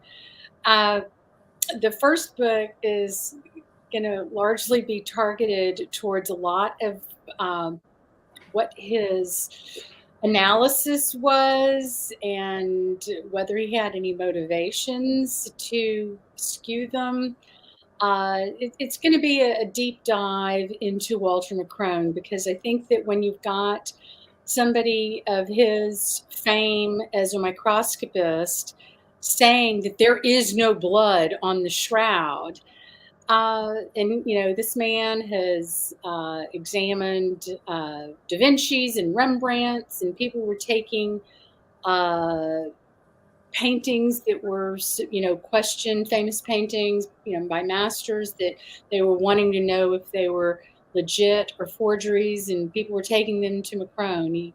He crows about having, examined, I think it was like over 200 important paintings and artifacts and things like that to determine whether they were legitimate or not. And so when you have somebody who's also on the cutting edge of microscopy, but he wasn't the only one, and so we'll be getting into that too.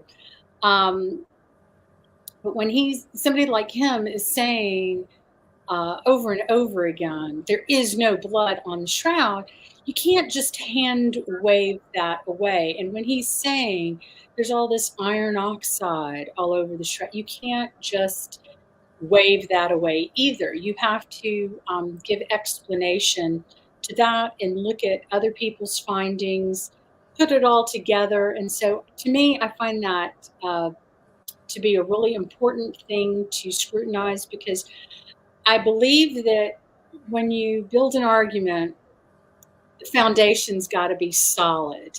Otherwise, you're kind of maybe building a house of cards. So the second book, like I said, at first it was all going to be one book focused on the blood evidence, but also getting into some of the image things, because it's going to be titled The Blood of Christ, so long as the publisher doesn't change it. But that's what I want it to be. And but in order to show that it's Christ, to me, you have to show that this image that is on the shroud is not an image made by human hands.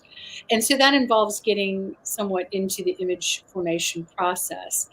And so once I completely, discuss as well as I can and dismantle the things that McCrone has said, then book 2 will be about the forensics. Because to me, I don't see what the point is in discussing a bunch of forensic things if people aren't totally convinced that this is not an image created by human hands, and it does have blood on it, and that there are aspects of it that match with Christ. So to me, first things first, build a super solid foundation, and then book 2 will be the forensics. Awesome. All right, cool. So with that said, I will turn it over to you to give your second and final presentation for this show on the scientific evidence. So given that, who was it, Angel Body, or what was that? Angel Brother 123. Angel Brother, okay. They were interested in me kind of giving some responses to things that Hugh had mentioned during the debate that I had with him. Well, this was, I guess, about 3 years ago, something like that. And at that point, I was fairly new to deep Shroud scholarship. I had known about the Shroud and read a book about it when I was 15. Over the course of a couple of decades, had done some intermittent research, but it was a bit of a David versus Goliath debate when I first debated Hugh. He had been studying this for, I think, at least 20 years, and I, been deeply studying it for about 3 months, and then preparing for the debate for about 2 weeks, where I had notice about the debate. So there were some things that he mentioned where at the time, obviously you can't just know everything. And anybody that knows anything about the Shroud knows there is such a vast amount of information to know. And honestly, that one of the most amazing things about it is the more you study it, the more things you find to then go chase after and analyze and get curious about and study. And it's so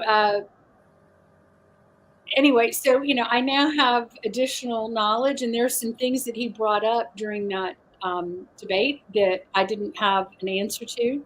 So I'd like to address some of those things.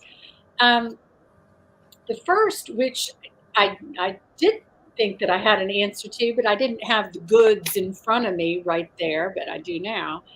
And this is probably the most damaging thing that Hugh tried to claim. And that's always, he loves bringing this up. It's the London and Morris spectrograph paper. And this is around the 47-minute mark in the debate. But he talks about how they took a row of little dots starting, this is dealing with the X-ray fluorescence examination of the shroud while they were in Turin. The STIRP team, both with X-radiography as well as X-ray fluorescence, examined the entire shroud, not just little, fibers and things. But so he mentions they took a row of little dots starting with the nose and going out from the nose outwards past the line of the hair until they got to a blank bit of shroud on the other side.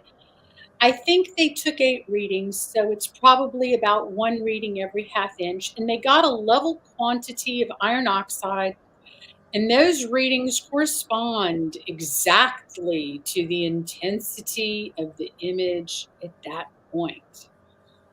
So he was basically trying to claim that the London and Morris paper was standing for the proposition that where you see image, you see iron oxide. And where you don't see image, you don't see iron oxide. He was trying to say that these things correlated. That's not what went on with the paper. The paper is entitled, and again, it's by Morris Schwalbe, Larry Schwalbe, the late Larry Schwalbe, a great child scholar who passed away in January of this year. May he rest in peace. He had a good sense of humor, from what you. Oh, he did. He was hilarious. He was a great joy to talk with. But the paper, it's entitled, and you can find it. Anybody can check this out and read it for themselves. It's on shroud.com. It's called X-ray Fluorescence Investigation of the Shroud of Turin. Now, it specifies in this paper that Hugh's like, this is the smoking gun right here. Here's what the paper said. The primary goal of the X-ray fluorescence experiment was to provide estimates of elemental variations among the following areas of the cloth: blood stains, image areas, meaning non-blood, pristine cloth, meaning the background, scorch areas, and patches. Now, they also talk about how, as they're going through this, they took 37 spectra with the X-ray fluorescence to analyze, the colors and things to see what elements are on there. And they specifically point out that they are looking for this thing called high Z, like zebra, inclusions.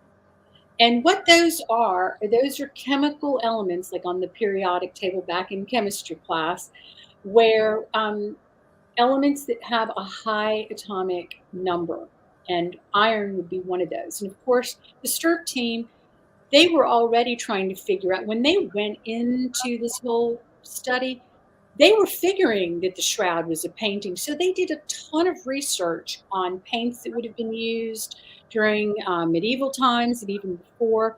They did their homework. Heller and Adler were absolutely obsessive, compulsive people with their work, and they were also extremely curious people, and so they did just a crazy amount of research um, on paints and binders. So McCrone was not the only game in town in terms of somebody that knew about paint pigments and when they came about historically, things like that. Heller and Adler did their homework, and they did it really well. And so, so they were going into this prepared to, let's see if there's iron oxide, because they knew that there was, that might be one of the contenders. And then, of course, at this point in time, they had already, so it was already kind of being suspected, iron oxide. So they were looking to see whether there were any of these high Z elements in on the cloth, like iron, and or a lot of other types of paints tend to have metals in them and other high Z elements. And what they say is that the low energy, now this is also with the radiographs. Like I said, they did X-ray radiographs as well as X-ray fluorescence exams. And they said the low energy radiographs showed no obvious high Z inclusion in any of these areas. And they specifically also point out to examining the eye area as well as the blood stain at the side, meaning the lance wound on the chest. So they're saying we're not seeing high, we're not seeing this popping up in terms of anything that could create the image. Now, they then talk about how, let's see.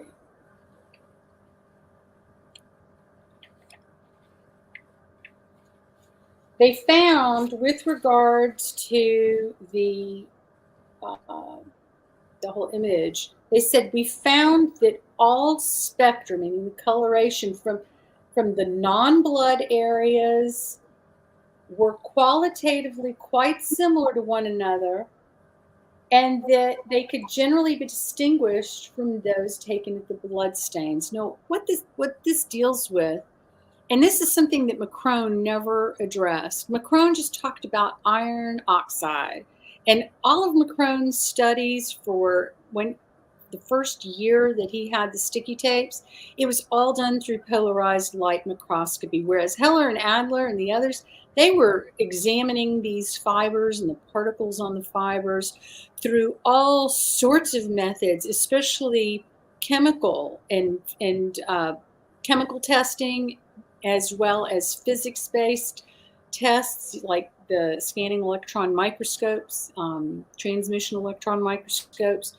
But so what the X-ray fluorescence and the X-radiography tests, scans, it showed that over the entire cloth, there is a rather uniform layer of iron.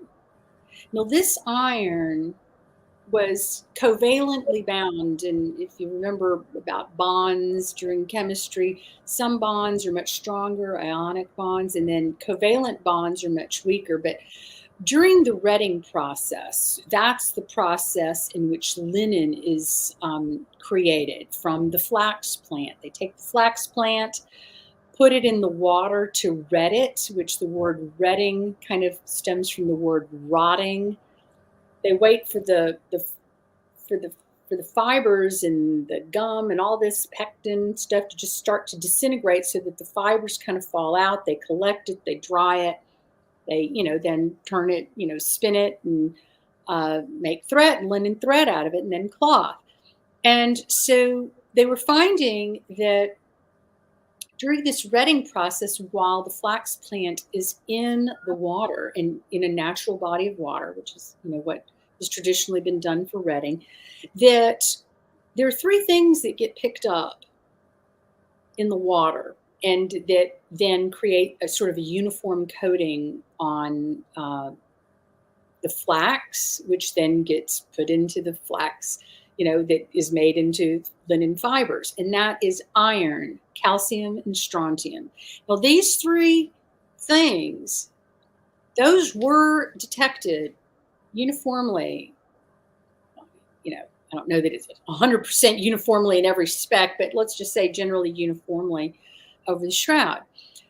But this iron, this layer of iron on the shroud, here's where we get into. So if, as McCrone was saying, the body image was a watercolor painting made with iron oxide paint in the form of red ochre, if that's the case, then as you go from the background non-image area, as you cross into image area, now let's not even talk about blood right now. You're just going from the background to the body image. If the background has a very light layer of iron, but then the body image is made from iron oxide paint, you should have an elevation in the iron level as you go from background image to body image. But they didn't find that. Teddi, They found that the only time there was that elevation in the iron levels was when they hit blood stains. Why? Because iron is in blood. I'm sorry, what were you saying? I just wanted to follow up. I don't want to interrupt your flow, but it's a question related to this because Hugh Ferry he's denied the fact that they were uniform, and he's pointed to fact, like for example with the calcium, like don't people say, well, we can detect a higher level of calcium on the tip of the nose, and that's how they link the shroud and the sudarium. Like, how does that relate to what you're saying? That's what he's trying to say. I mean, he's frequently pointing to this particular paper as saying that the iron levels correlate with image and image intensity, but that's not what this paper says. And people can just read it. It's not exactly fun to read unless you're really into science. But if you want to find out the truth about something, you just push yourself and just do it and just read it. And but again, he says it says in the paper, we found that all spectra from the non-blood areas were qualitatively quite similar to one another, and that they could generally be distinguished from those taken at the blood stains, meaning there's a difference between the non-blood areas, which would include image, and blood. And then they say, let's see, then they get to iron, and they say our measurements do. Now, this is where it's interesting because they talk about the background. And like I said, the background's not perfectly through the reading process. It's not going to be exactly identical everywhere. And they talk about our measurements do reveal a non-uniformity in the background distribution of iron, but it was still fairly uniform. And let's see.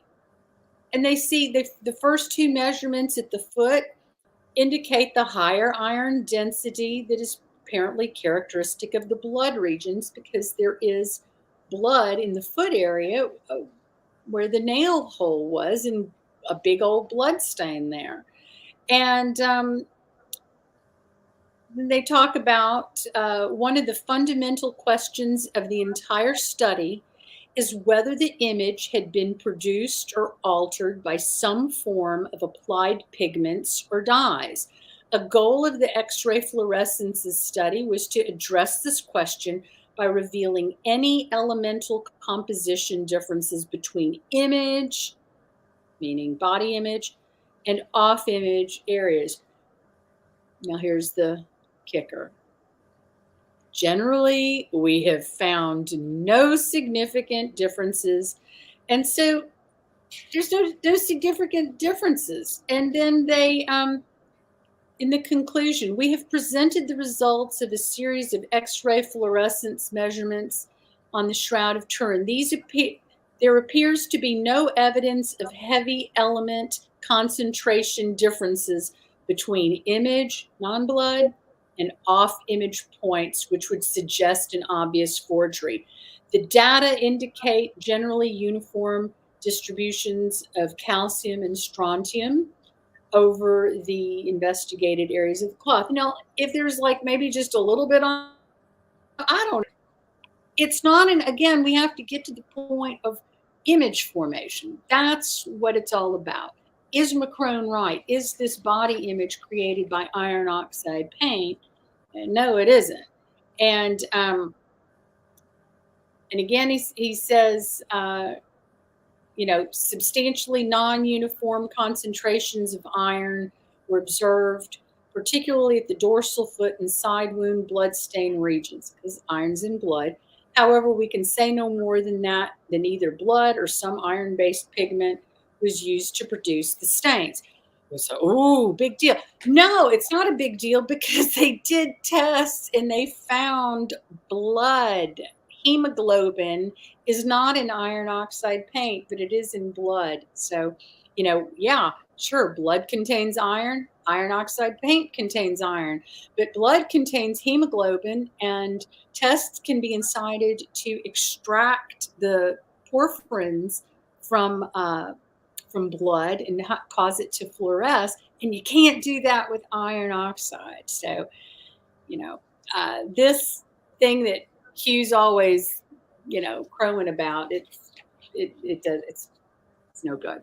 So now Hugh brought up during the debate, well, why did they give the tapes to McCrone? And he said, weren't, because it was planned that Heller was going to do the chemical testing on the sticky tapes. And Heller then brought in Dr. Alan Adler, who was a professor out at the University in Connecticut. And Dr. Alan Adler, he was not just a specialist regarding the chemical aspects of blood, but he was also specialized with porphyrins. With blood, it's not iron that gives blood its color, it's porphyrin. And so he's a specialist, or was, in that. He's passed away. But but Hugh was like, well, why did they give McCrone the first bite at the apple with the sticky tapes? Now, and let me back up. Ray Rogers, along with the rest of the Stirp team, when they were up in Turin in 1978, they took sticky tape samples where basically kind of like Scotch tape, and their stuff was made by the 3M Corporation as well. And they apply it to the shroud, lift it up, and there would frequently be about 1,000 microfibers on the tape, as well as particles and things like that, and all sorts of stuff. I mean, as Heller would call it, the dust of ages. And so he was like, well, why give McCrone first dibs on looking at these tapes instead of Heller, who's part of the team?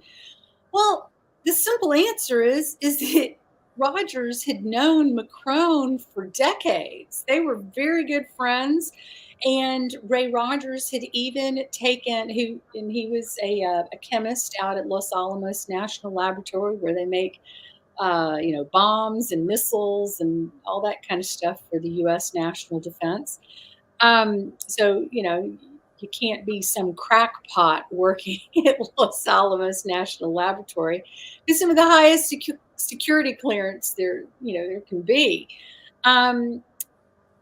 So it was because he was good friends with them, and he knew that McCrone also was kind of a celebrity in terms of analyzing artifacts and paintings. And so we thought that would be a good idea to let McCrone take a look at the tapes first before then handing them over to Heller, and then Heller and Adler for the microchemical testing. So that's why. I mean, it was, they were good friends, and Ray Rogers had even taken a microscopy course from Walter McCrone, and Walter McCrone would sometimes go over there to Los Alamos National Laboratory and give courses. So, they were tight. So another thing that Hugh brought up, which, hey, Dale, as a Canadian, he said, why did Heller and Adler publish their papers in a Canadian forensic journal? This is around the Excuse me, those 55. are fighting words, Hugh. Yeah, yeah. It's like kind of like, and then I think he said, couldn't they find a proper forensic journal in the United States? That's one of the top one. I looked it up, but I'll let you answer. Yeah, it's one of the top forensic journals in the world. So Well, aside from that, the reason why is because they had taken an interest in the Shroud of Turin, and they were going to be doing a big um, scientific exploration about it. And they had contacted Heller and Adler, as well as also John Jackson and who's the other, and Dr. Robert Buckland, the forensic pathologist. They had invited them to come up along with Walter McCrone to do a debate. And of course, old Walter bailed out at the last minute. He had a little bit of a issue with bailing out when it came to coming to some of these conferences. He only went to, I think, the 2 post Shroud conferences, post Turin conferences, and then when they were going to have their big one at the Air Force Base, at the last minute, I mean, like it was either day before or day of, Eric Jumper informs everybody that nope, he's not coming. And that's because he didn't want to deal with the questions, because they were saying, hey, let's, we're going to be here at the laboratory at the Air Force Academy in Colorado, in Colorado Springs, Colorado. We can do chemistry. We'll all get together. We'll figure out the answers. Well, of course, Walter McCrone didn't want any of that, so he bailed. Which, I think you can do some figuring out. Usually when you got the goods to back up your claims, you don't bail. But anyway, they had been invited to do a debate. McCrone bails out. And but also the Canadian Society of Forensic Scientists or Sciences had also asked to publish Heller and Adler's paper in their book. So that's why they published there. And Heller, Hugh, at the 58-minute mark approximately of the debate, he refers to John Heller's book, which is called Report on the Shroud of Turin, which I think is if there's one book, just one book you can read on the Shroud, that is the most important book to read. It gets into the chemistry, and better yet, it gets into the mindset of Heller and Adler, and you get so much incredible backstory on what they did, and you see how they were never satisfied with, oh, well, this test kind of shows it, but no, they wanted better and better, and they wanted just the most solid evidence that they could get. And that's why I just hold them in such incredibly high esteem, because I see it all spelled out in front of me in that book. And it's no longer in print, but you can a lot of times even find it on eBay. I've gotten some for like $8, and I've given some out to people. But I go through that book, and it is just it's an embarrassment of riches what's contained in that book. But again, although Heller was not one of the STURT team members that was in Turin, he because what he was doing was the chemistry, and so they didn't need him there, and it was extremely expensive to fund the trip being out there in Turin. And so while he wasn't there, and of course Adler wasn't part of the team at that point either, Hugh said, well, he basically said that Heller's book, he says, it reads like a novel, and it's not entirely invented, but it's quite chatty. He's acting like this is just garbage in the book. Well, no, this book, for the most, excuse me, I got somebody at the door. If you can hold on one moment, please. All right. Yeah, how are you finding it so far, Jack? Well, very interesting. Teddy gets into some of these issues that are uh, not well known and they're a little bit esoteric, but I think they're very instructional in terms of how we got to where we got.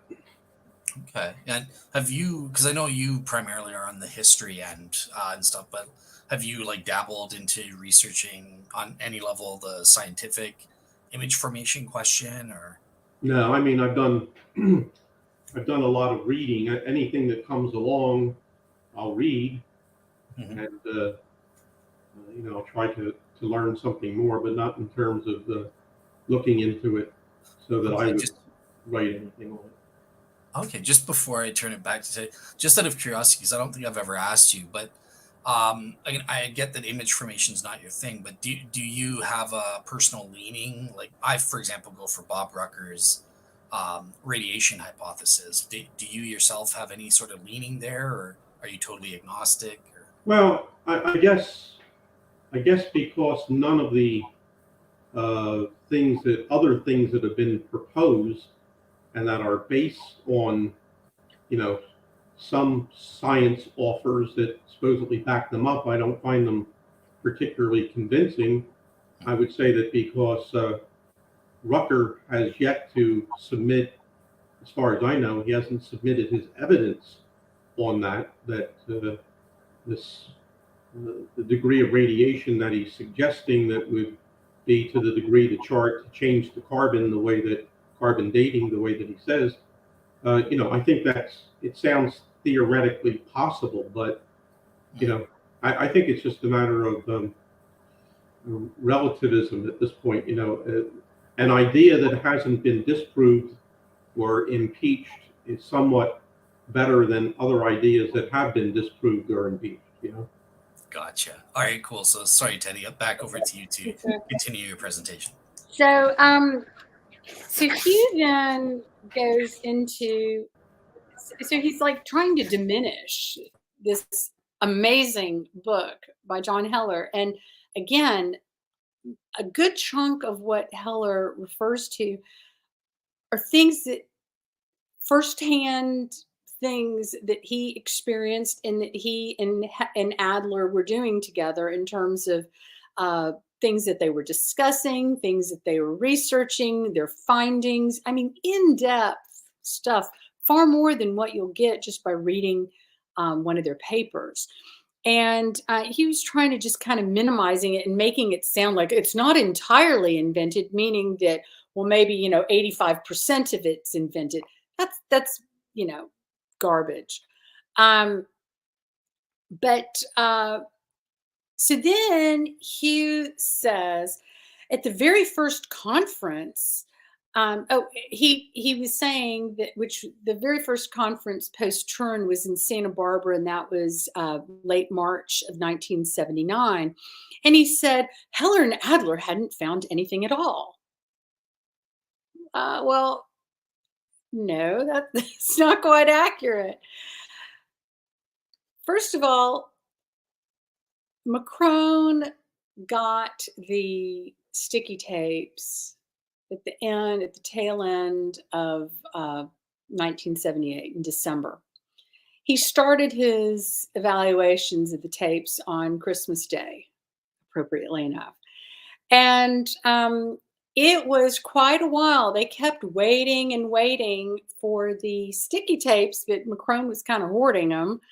And finally, Heller got Rogers and like, hey, when am I going to get the tapes so I can start? And so finally, McCrone sent some tapes. Hugh mentioned that McCrone sent them 3 slides. Actually, McCrone sent them 4 slides, and one was a slide from a blank. It was a blank slide. The other was from a scorched area because this shroud has been in the fire of 1532 did tremendous damage. Well, I mean, it marred the cloth by putting these, putting holes and burn marks and scorch marks on the sides of the cloth. So they took a sticky tape of a blank tape, of the scorch marks, of a non-image area, meaning background, as well as a blood tape. So that's what McCrone sent him. On the blood tape, McCrone circles this one little area, and he put "good luck" to the side. He said, maybe this is what, they were thinking is blood. Well, it was so small that Heller could not, he just couldn't tell. But now remember, McCrone's had these tapes at least 2 months or so, looking at them. And what could possibly be more interesting to McCrone than to look at these tapes? So, who knows how long he was spending observing these tapes. But Heller, as he's examining the tapes, on a non-image tape, guess what he finds? Finds something that McCrone didn't see, or at least McCrone didn't admit to seeing. And I'm sure McCrone didn't see it, because I don't think McCrone would have sent him that tape had he seen it. But Heller, within just a few hours, like 2 or 3 hours, ends up finding 7, count them, 7 red particles on a non-image tape, not the blood tape that McCrone was looking at, on a non-image tape, 7 red particles. And then he finds this big glob that was not attached to a particle that was also on that non-image tape. And that red glob was so big in comparison to the others, he nicknamed it biltong, which is what, it's like the dried beef that in certain tribes in Africa, they will air dry beef, kind of like a beef jerky. And it was so big, it looked like a dried piece of meat, compared to what the other things that he was looking at under the microscope. And he nicknames it biltong, which is kind of funny. Which is also funny, I had never heard of that word biltong in my life until I read it in Heller's book. And when I went to that little tiny mini, wasn't really a Shroud conference, it was kind of billed as a mini Shroud conference in DC back in, October of 2021. Right as I get off the plane in DC, and I see like this area where they're selling snacks. And because I mean, it was just wild. So I think, oh, well, let me get a couple of snacks to keep at the hotel in case I get hungry. I don't know when we're going to eat. And the first thing that I see was this package that said biltong. I was cracking up, and I texted that to Barry and Joe Marino and some other people because I thought that, and I took a picture of it anyway, but I digress.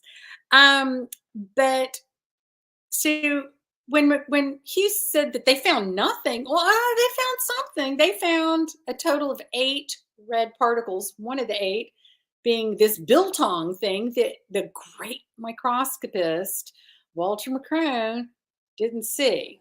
And that's kind of something that I keep, as I look into McCrone's work, I keep finding just, seems like his work, for somebody whose fascination is tiny things with details, he seems to be rather sloppy with his work, dare I say. And I did say it, so I dared. So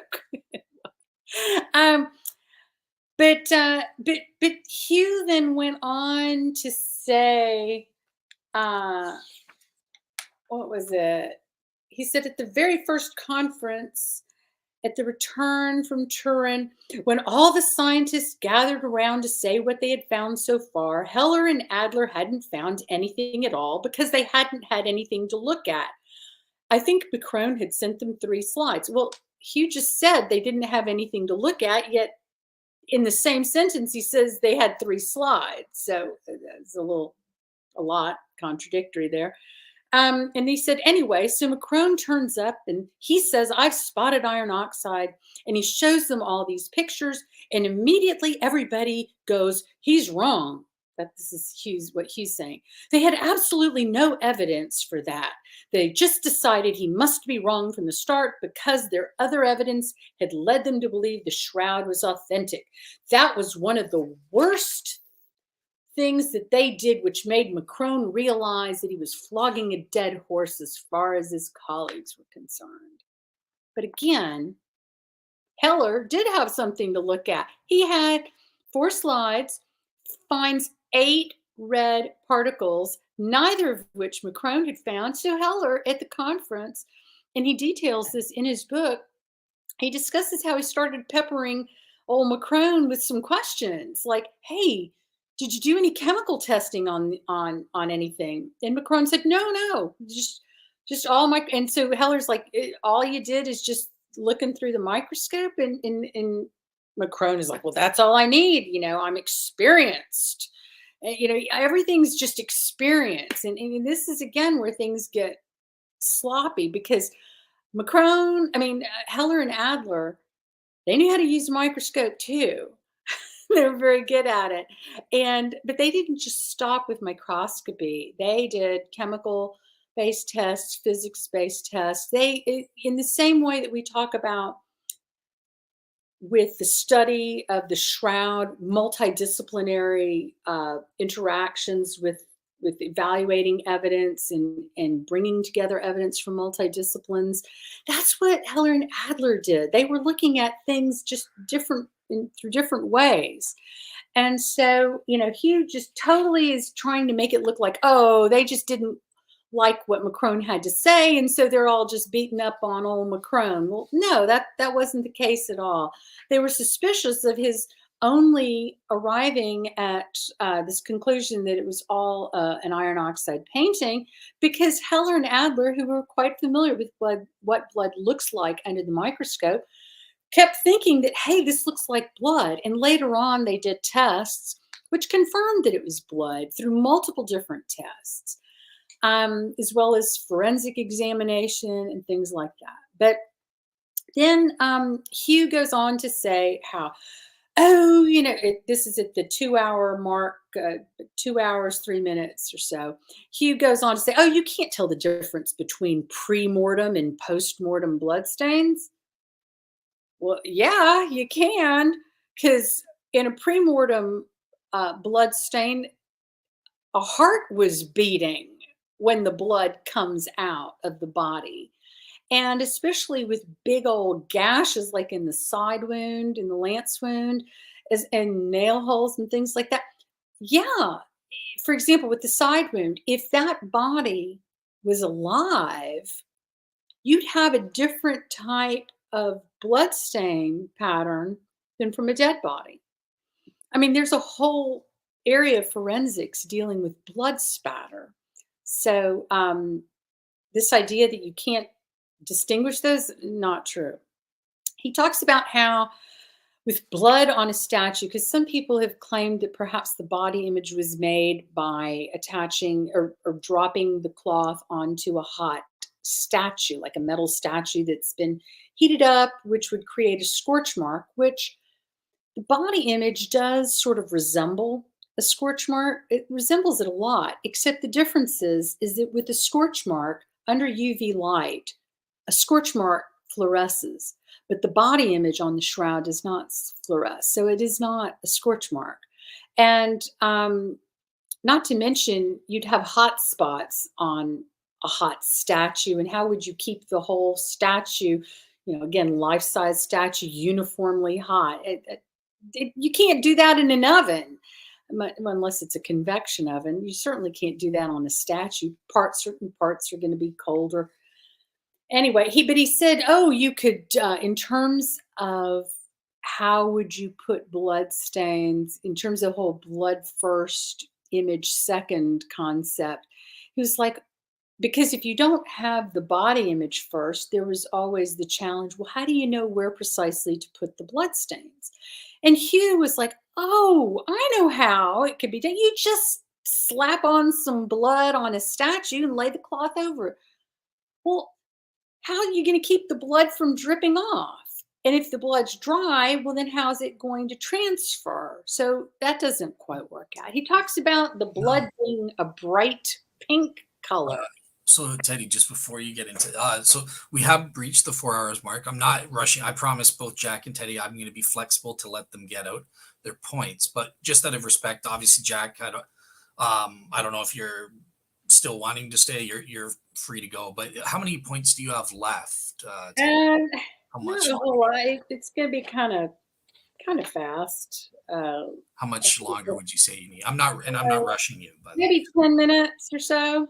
how much? 10 minutes? About 10 minutes or less, I think. Yeah, of course. Yeah, I was willing to give offers. So in that case, yeah, wait, Jack, are you cool to wait an additional 10?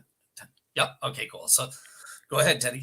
So Hugh, and this is at the 1 hour, 7 minute mark.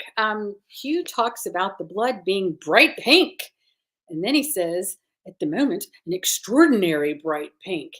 And it's not possible that any blood degradation product could result in that color. Well, the blood isn't bright pink. So that's not accurate. I mean, when Heller and Adler were looking at the blood stains, they were describing it as red to orange red, sometimes a garnet color. It wasn't bright pink.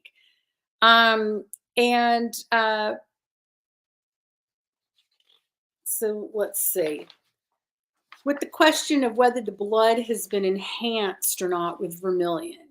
Now, vermilion, I went and purchased some vermilion, and it's mercuric sulfide, so I'm careful using it. But I wanted to see, well, what's the difference?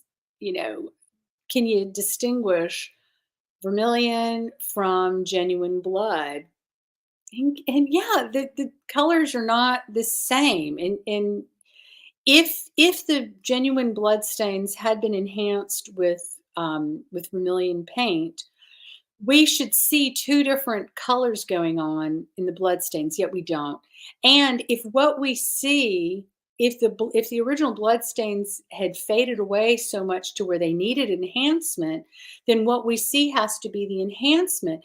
Yet if there was enough vermilion for us to be able to see it with the naked eye, then the X-ray fluorescence scans, which we talked about earlier, those would have been revealed because vermilion, mercuric sulfide, has almost the same opacity as lead does. And that would have lit up like a firefly with the X-radiography tests and the X-ray fluorescence scans. Yet we don't see that on the blood stains, and we would if there was vermilion all over it.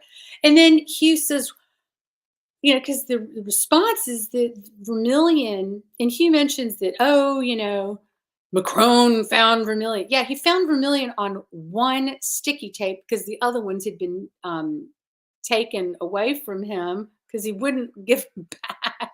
So they had to, Rogers, John Jackson, and Eric Jumper had to pay him a visit to his lab to retrieve the tapes, Rogers's tapes.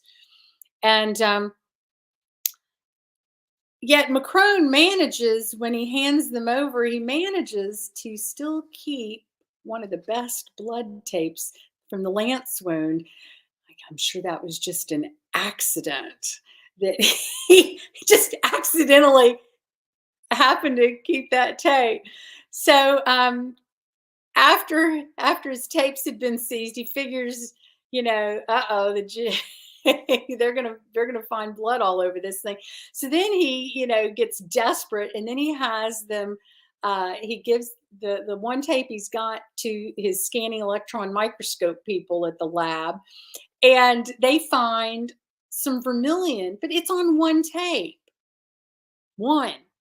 Now, interestingly enough, Heller and Adler detected one particle of vermilion, and as soon as they detected that, they went and re-looked at all of their other tapes to see, hey, did we miss something? And actually, Heller had testified in a court case regarding an artifact that had vermilion on it. So he was very well aware of what vermilion looked like, and he was the one that spotted it.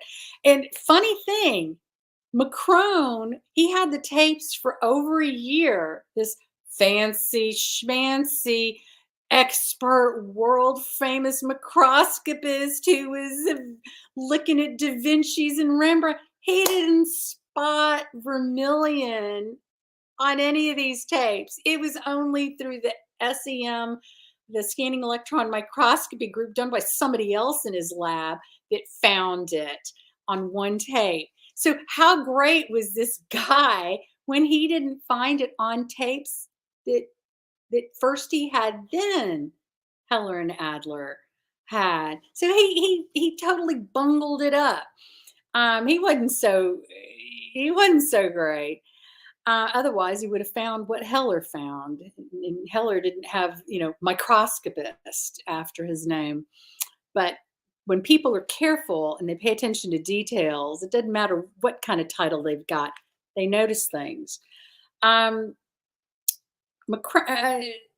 Hugh tries to make it sound like there could have been some sort of weird reaction with vermilion, and when you put it on blood, making it bright. No, it doesn't, because the blood was dry, and there's no weird reaction. I've put vermilion, some powdered vermilion, on some of my dried blood on some linen, and you can clearly see where the vermilion particles are and where the blood is. It's a different color.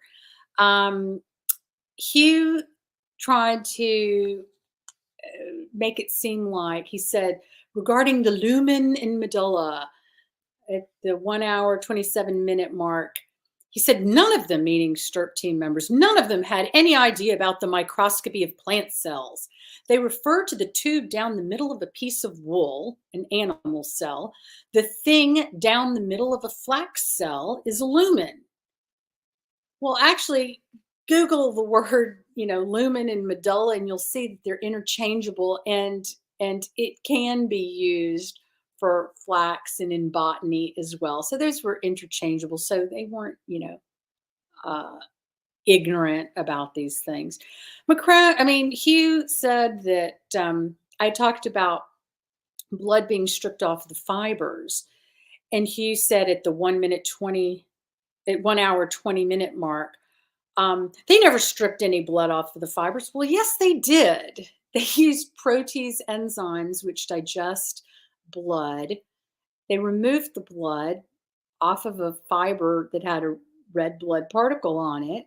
So I call that stripping of the blood. And when they removed the blood, what they found underneath it, they didn't see a body image, which is straw yellow in color. What they found was that underneath the blood stain, the fiber looked the same color as the background image fibers.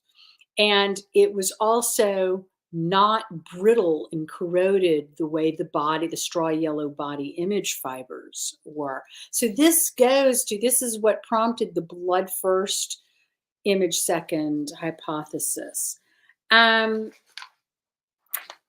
With regard to natron, I had mentioned that during the debate, and Hugh said they didn't find any natron. Well, talk to Dr. Giovanni Rigi about that, because he found it. With regard to serum halos, this is at the 1 hour, 21 minute mark.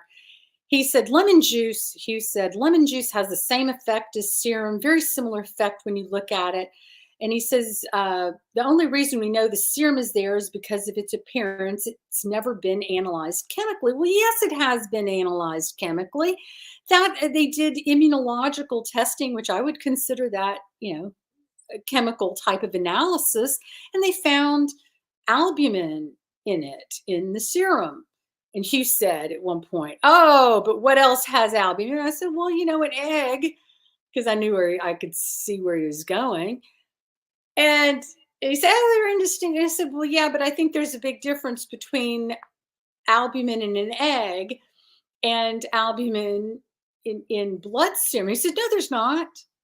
Well, at the time, and I said, "Well, I think there is, but I didn't have proof. It was right on the spot in the middle of a debate. But as soon as we finished the debate, I Googled it, and sure enough, I was right.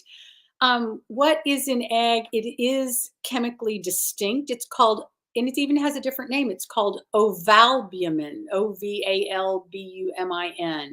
That's what's in eggs. So, and And just so everyone knows, on my blog, I'm going to be posting the link to this debate so you can Mhm. see in context what Teddy's doing. But yeah, go ahead and finish off, Teddy.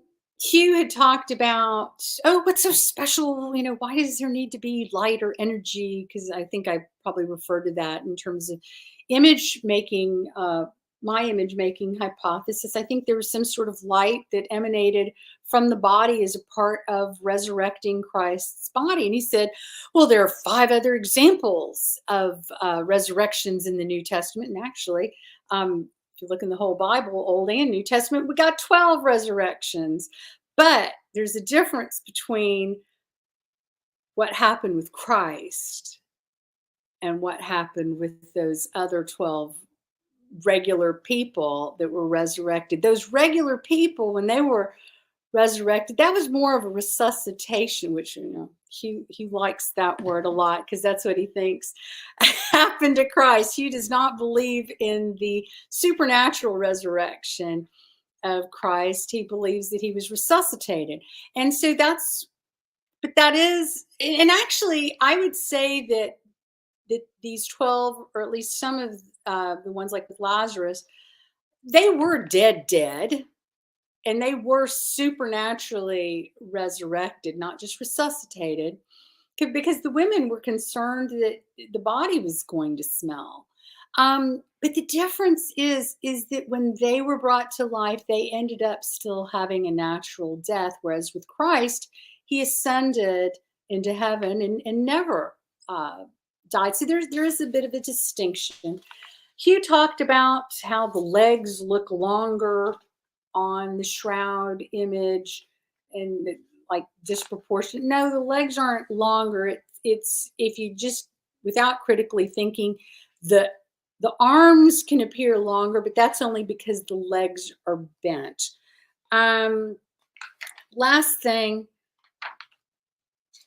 in terms of, and this is the ultimate proof that the shroud is not a painting. Heller and Adler, they talk about something that other scientists talk about too, and it's called necessary and sufficient proof. So if something is going to be claimed to be a painting, one, it needs to have some paint on it. Or at least some sort of colorant. Hey, I'll be liberal. Let's say paint, pigment, dye, or stain. But none of those things are found on the shroud that can account for the creation of the body image. So that brings in the Beer-Lambert law, which deals with, what that ultimately means is if you're going to say that you see something, you see this body image, then there needs to be a showing of the chemical elements that are used to create that image. So you can't say I see a body image, yet you can't account for it. So if you say that the body image is all done with iron oxide, / red ochre paint, there needs to be enough of that to account for what we see, yet we don't have that.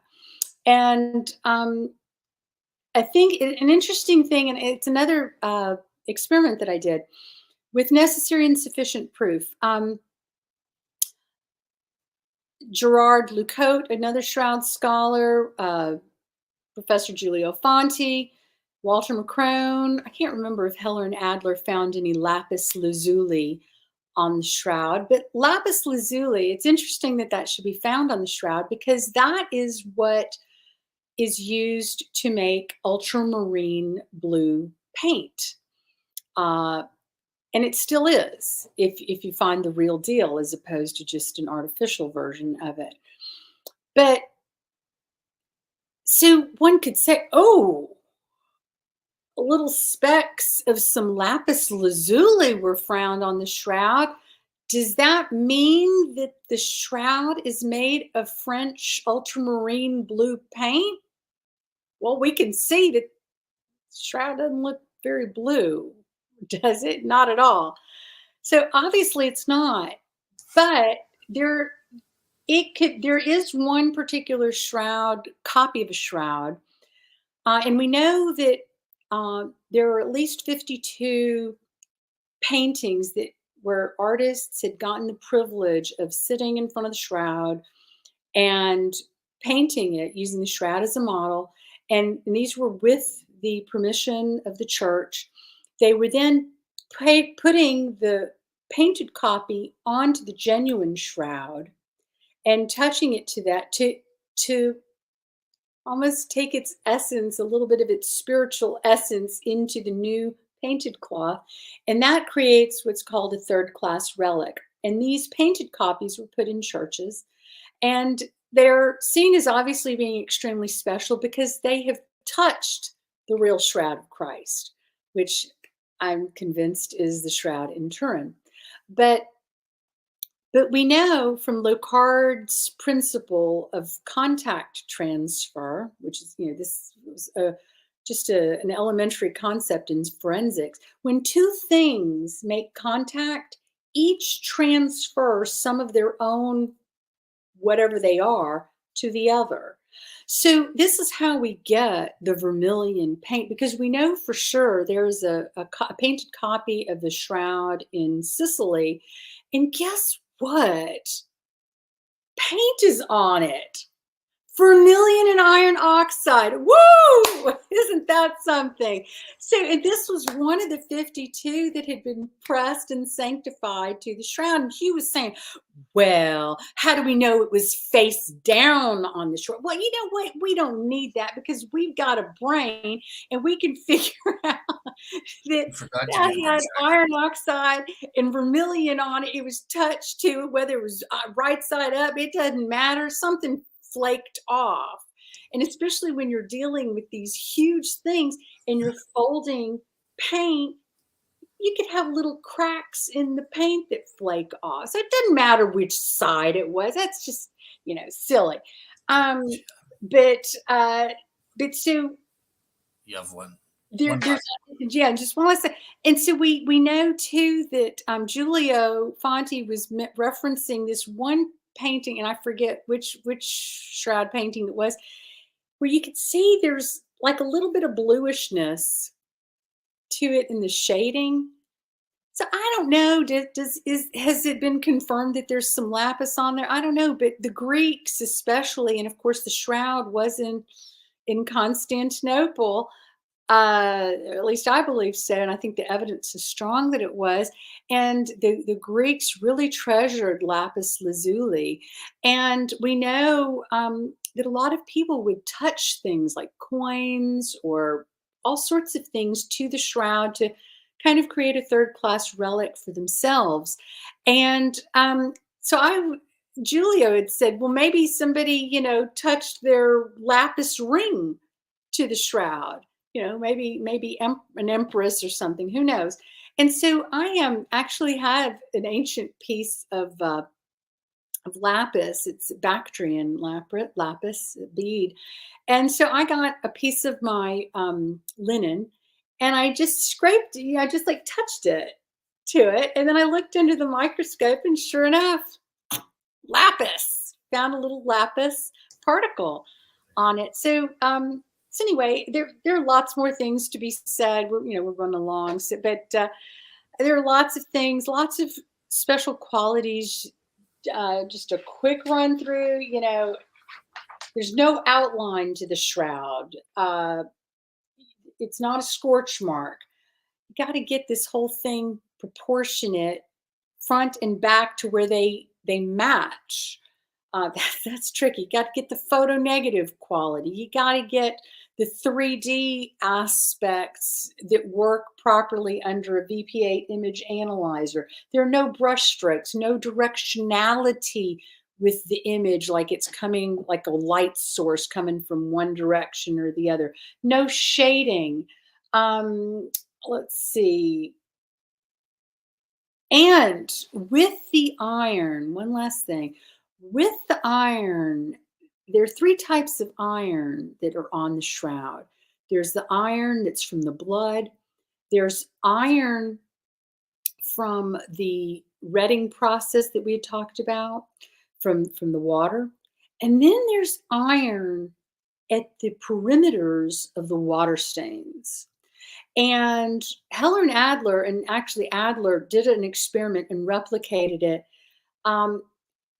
We believe that through when the shroud was in a silver reliquary, and when it was in the church in Chambéry, France, that had caught on fire, parts of the silver started melting, creating a hole. And so when they were dousing the reliquary with water, to minimize the damage to the shroud, water got in there. Now, it would have been extremely hot inside that reliquary. And Adler talks about how it precipitated and the water moved the iron that was uniformly on the shroud, covalently bound. The water, which of course has oxygen in it, merging with that iron that was on the shroud from the retting process, and that created iron oxide. And they can see that on the perimeters of the the water stains, there is iron oxide. And then they tested out to, let's see, because it was displaced because of the water. But then they looked to see on the inside of the water stain, and that has much lower amounts of iron in it, explaining that it's shifted from the hot water process of dousing the flames from the reliquary. And the one last thing is that regular iron. Last thing. Yeah, last thing. Regular like iron oxide that is derived from earth pigments, like from clay, that has impurities in it, like manganese, aluminum, and I forget the other. I think cobalt, and I think one other thing.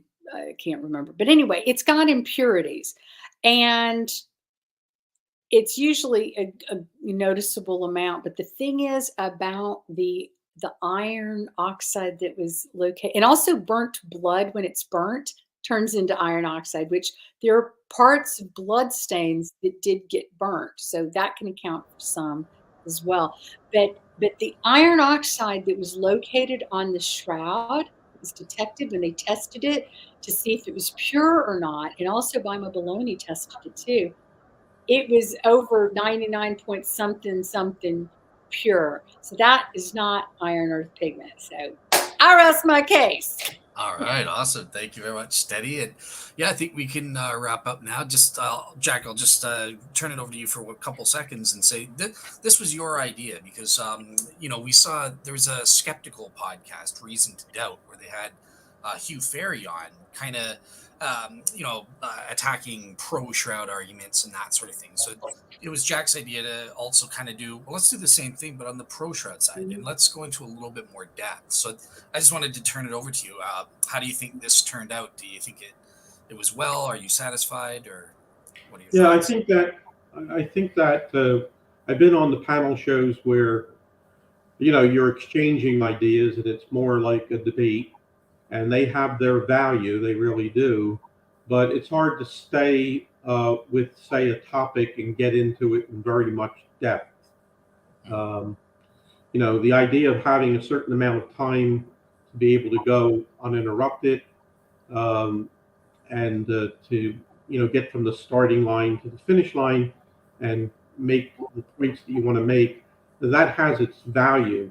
I felt when I saw the skeptical podcast that Hugh Ferry was the guest at that time. He had that advantage. He went from topic to topic. He said everything he wanted to say about the topic, and then when he was done with it to his satisfaction, he moved on to another topic, and that's a lot easier than getting on a topic and then someone else comes in, either because you're debating them or even someone who is taking your side of the topic, but nevertheless they're not going precisely in the same direction that you're going. So I think it's two different types of programs, and I was hoping this one would be like very educational and informational for the people who viewed it. And I think it was successful doing that from my end anyway. Awesome, cool.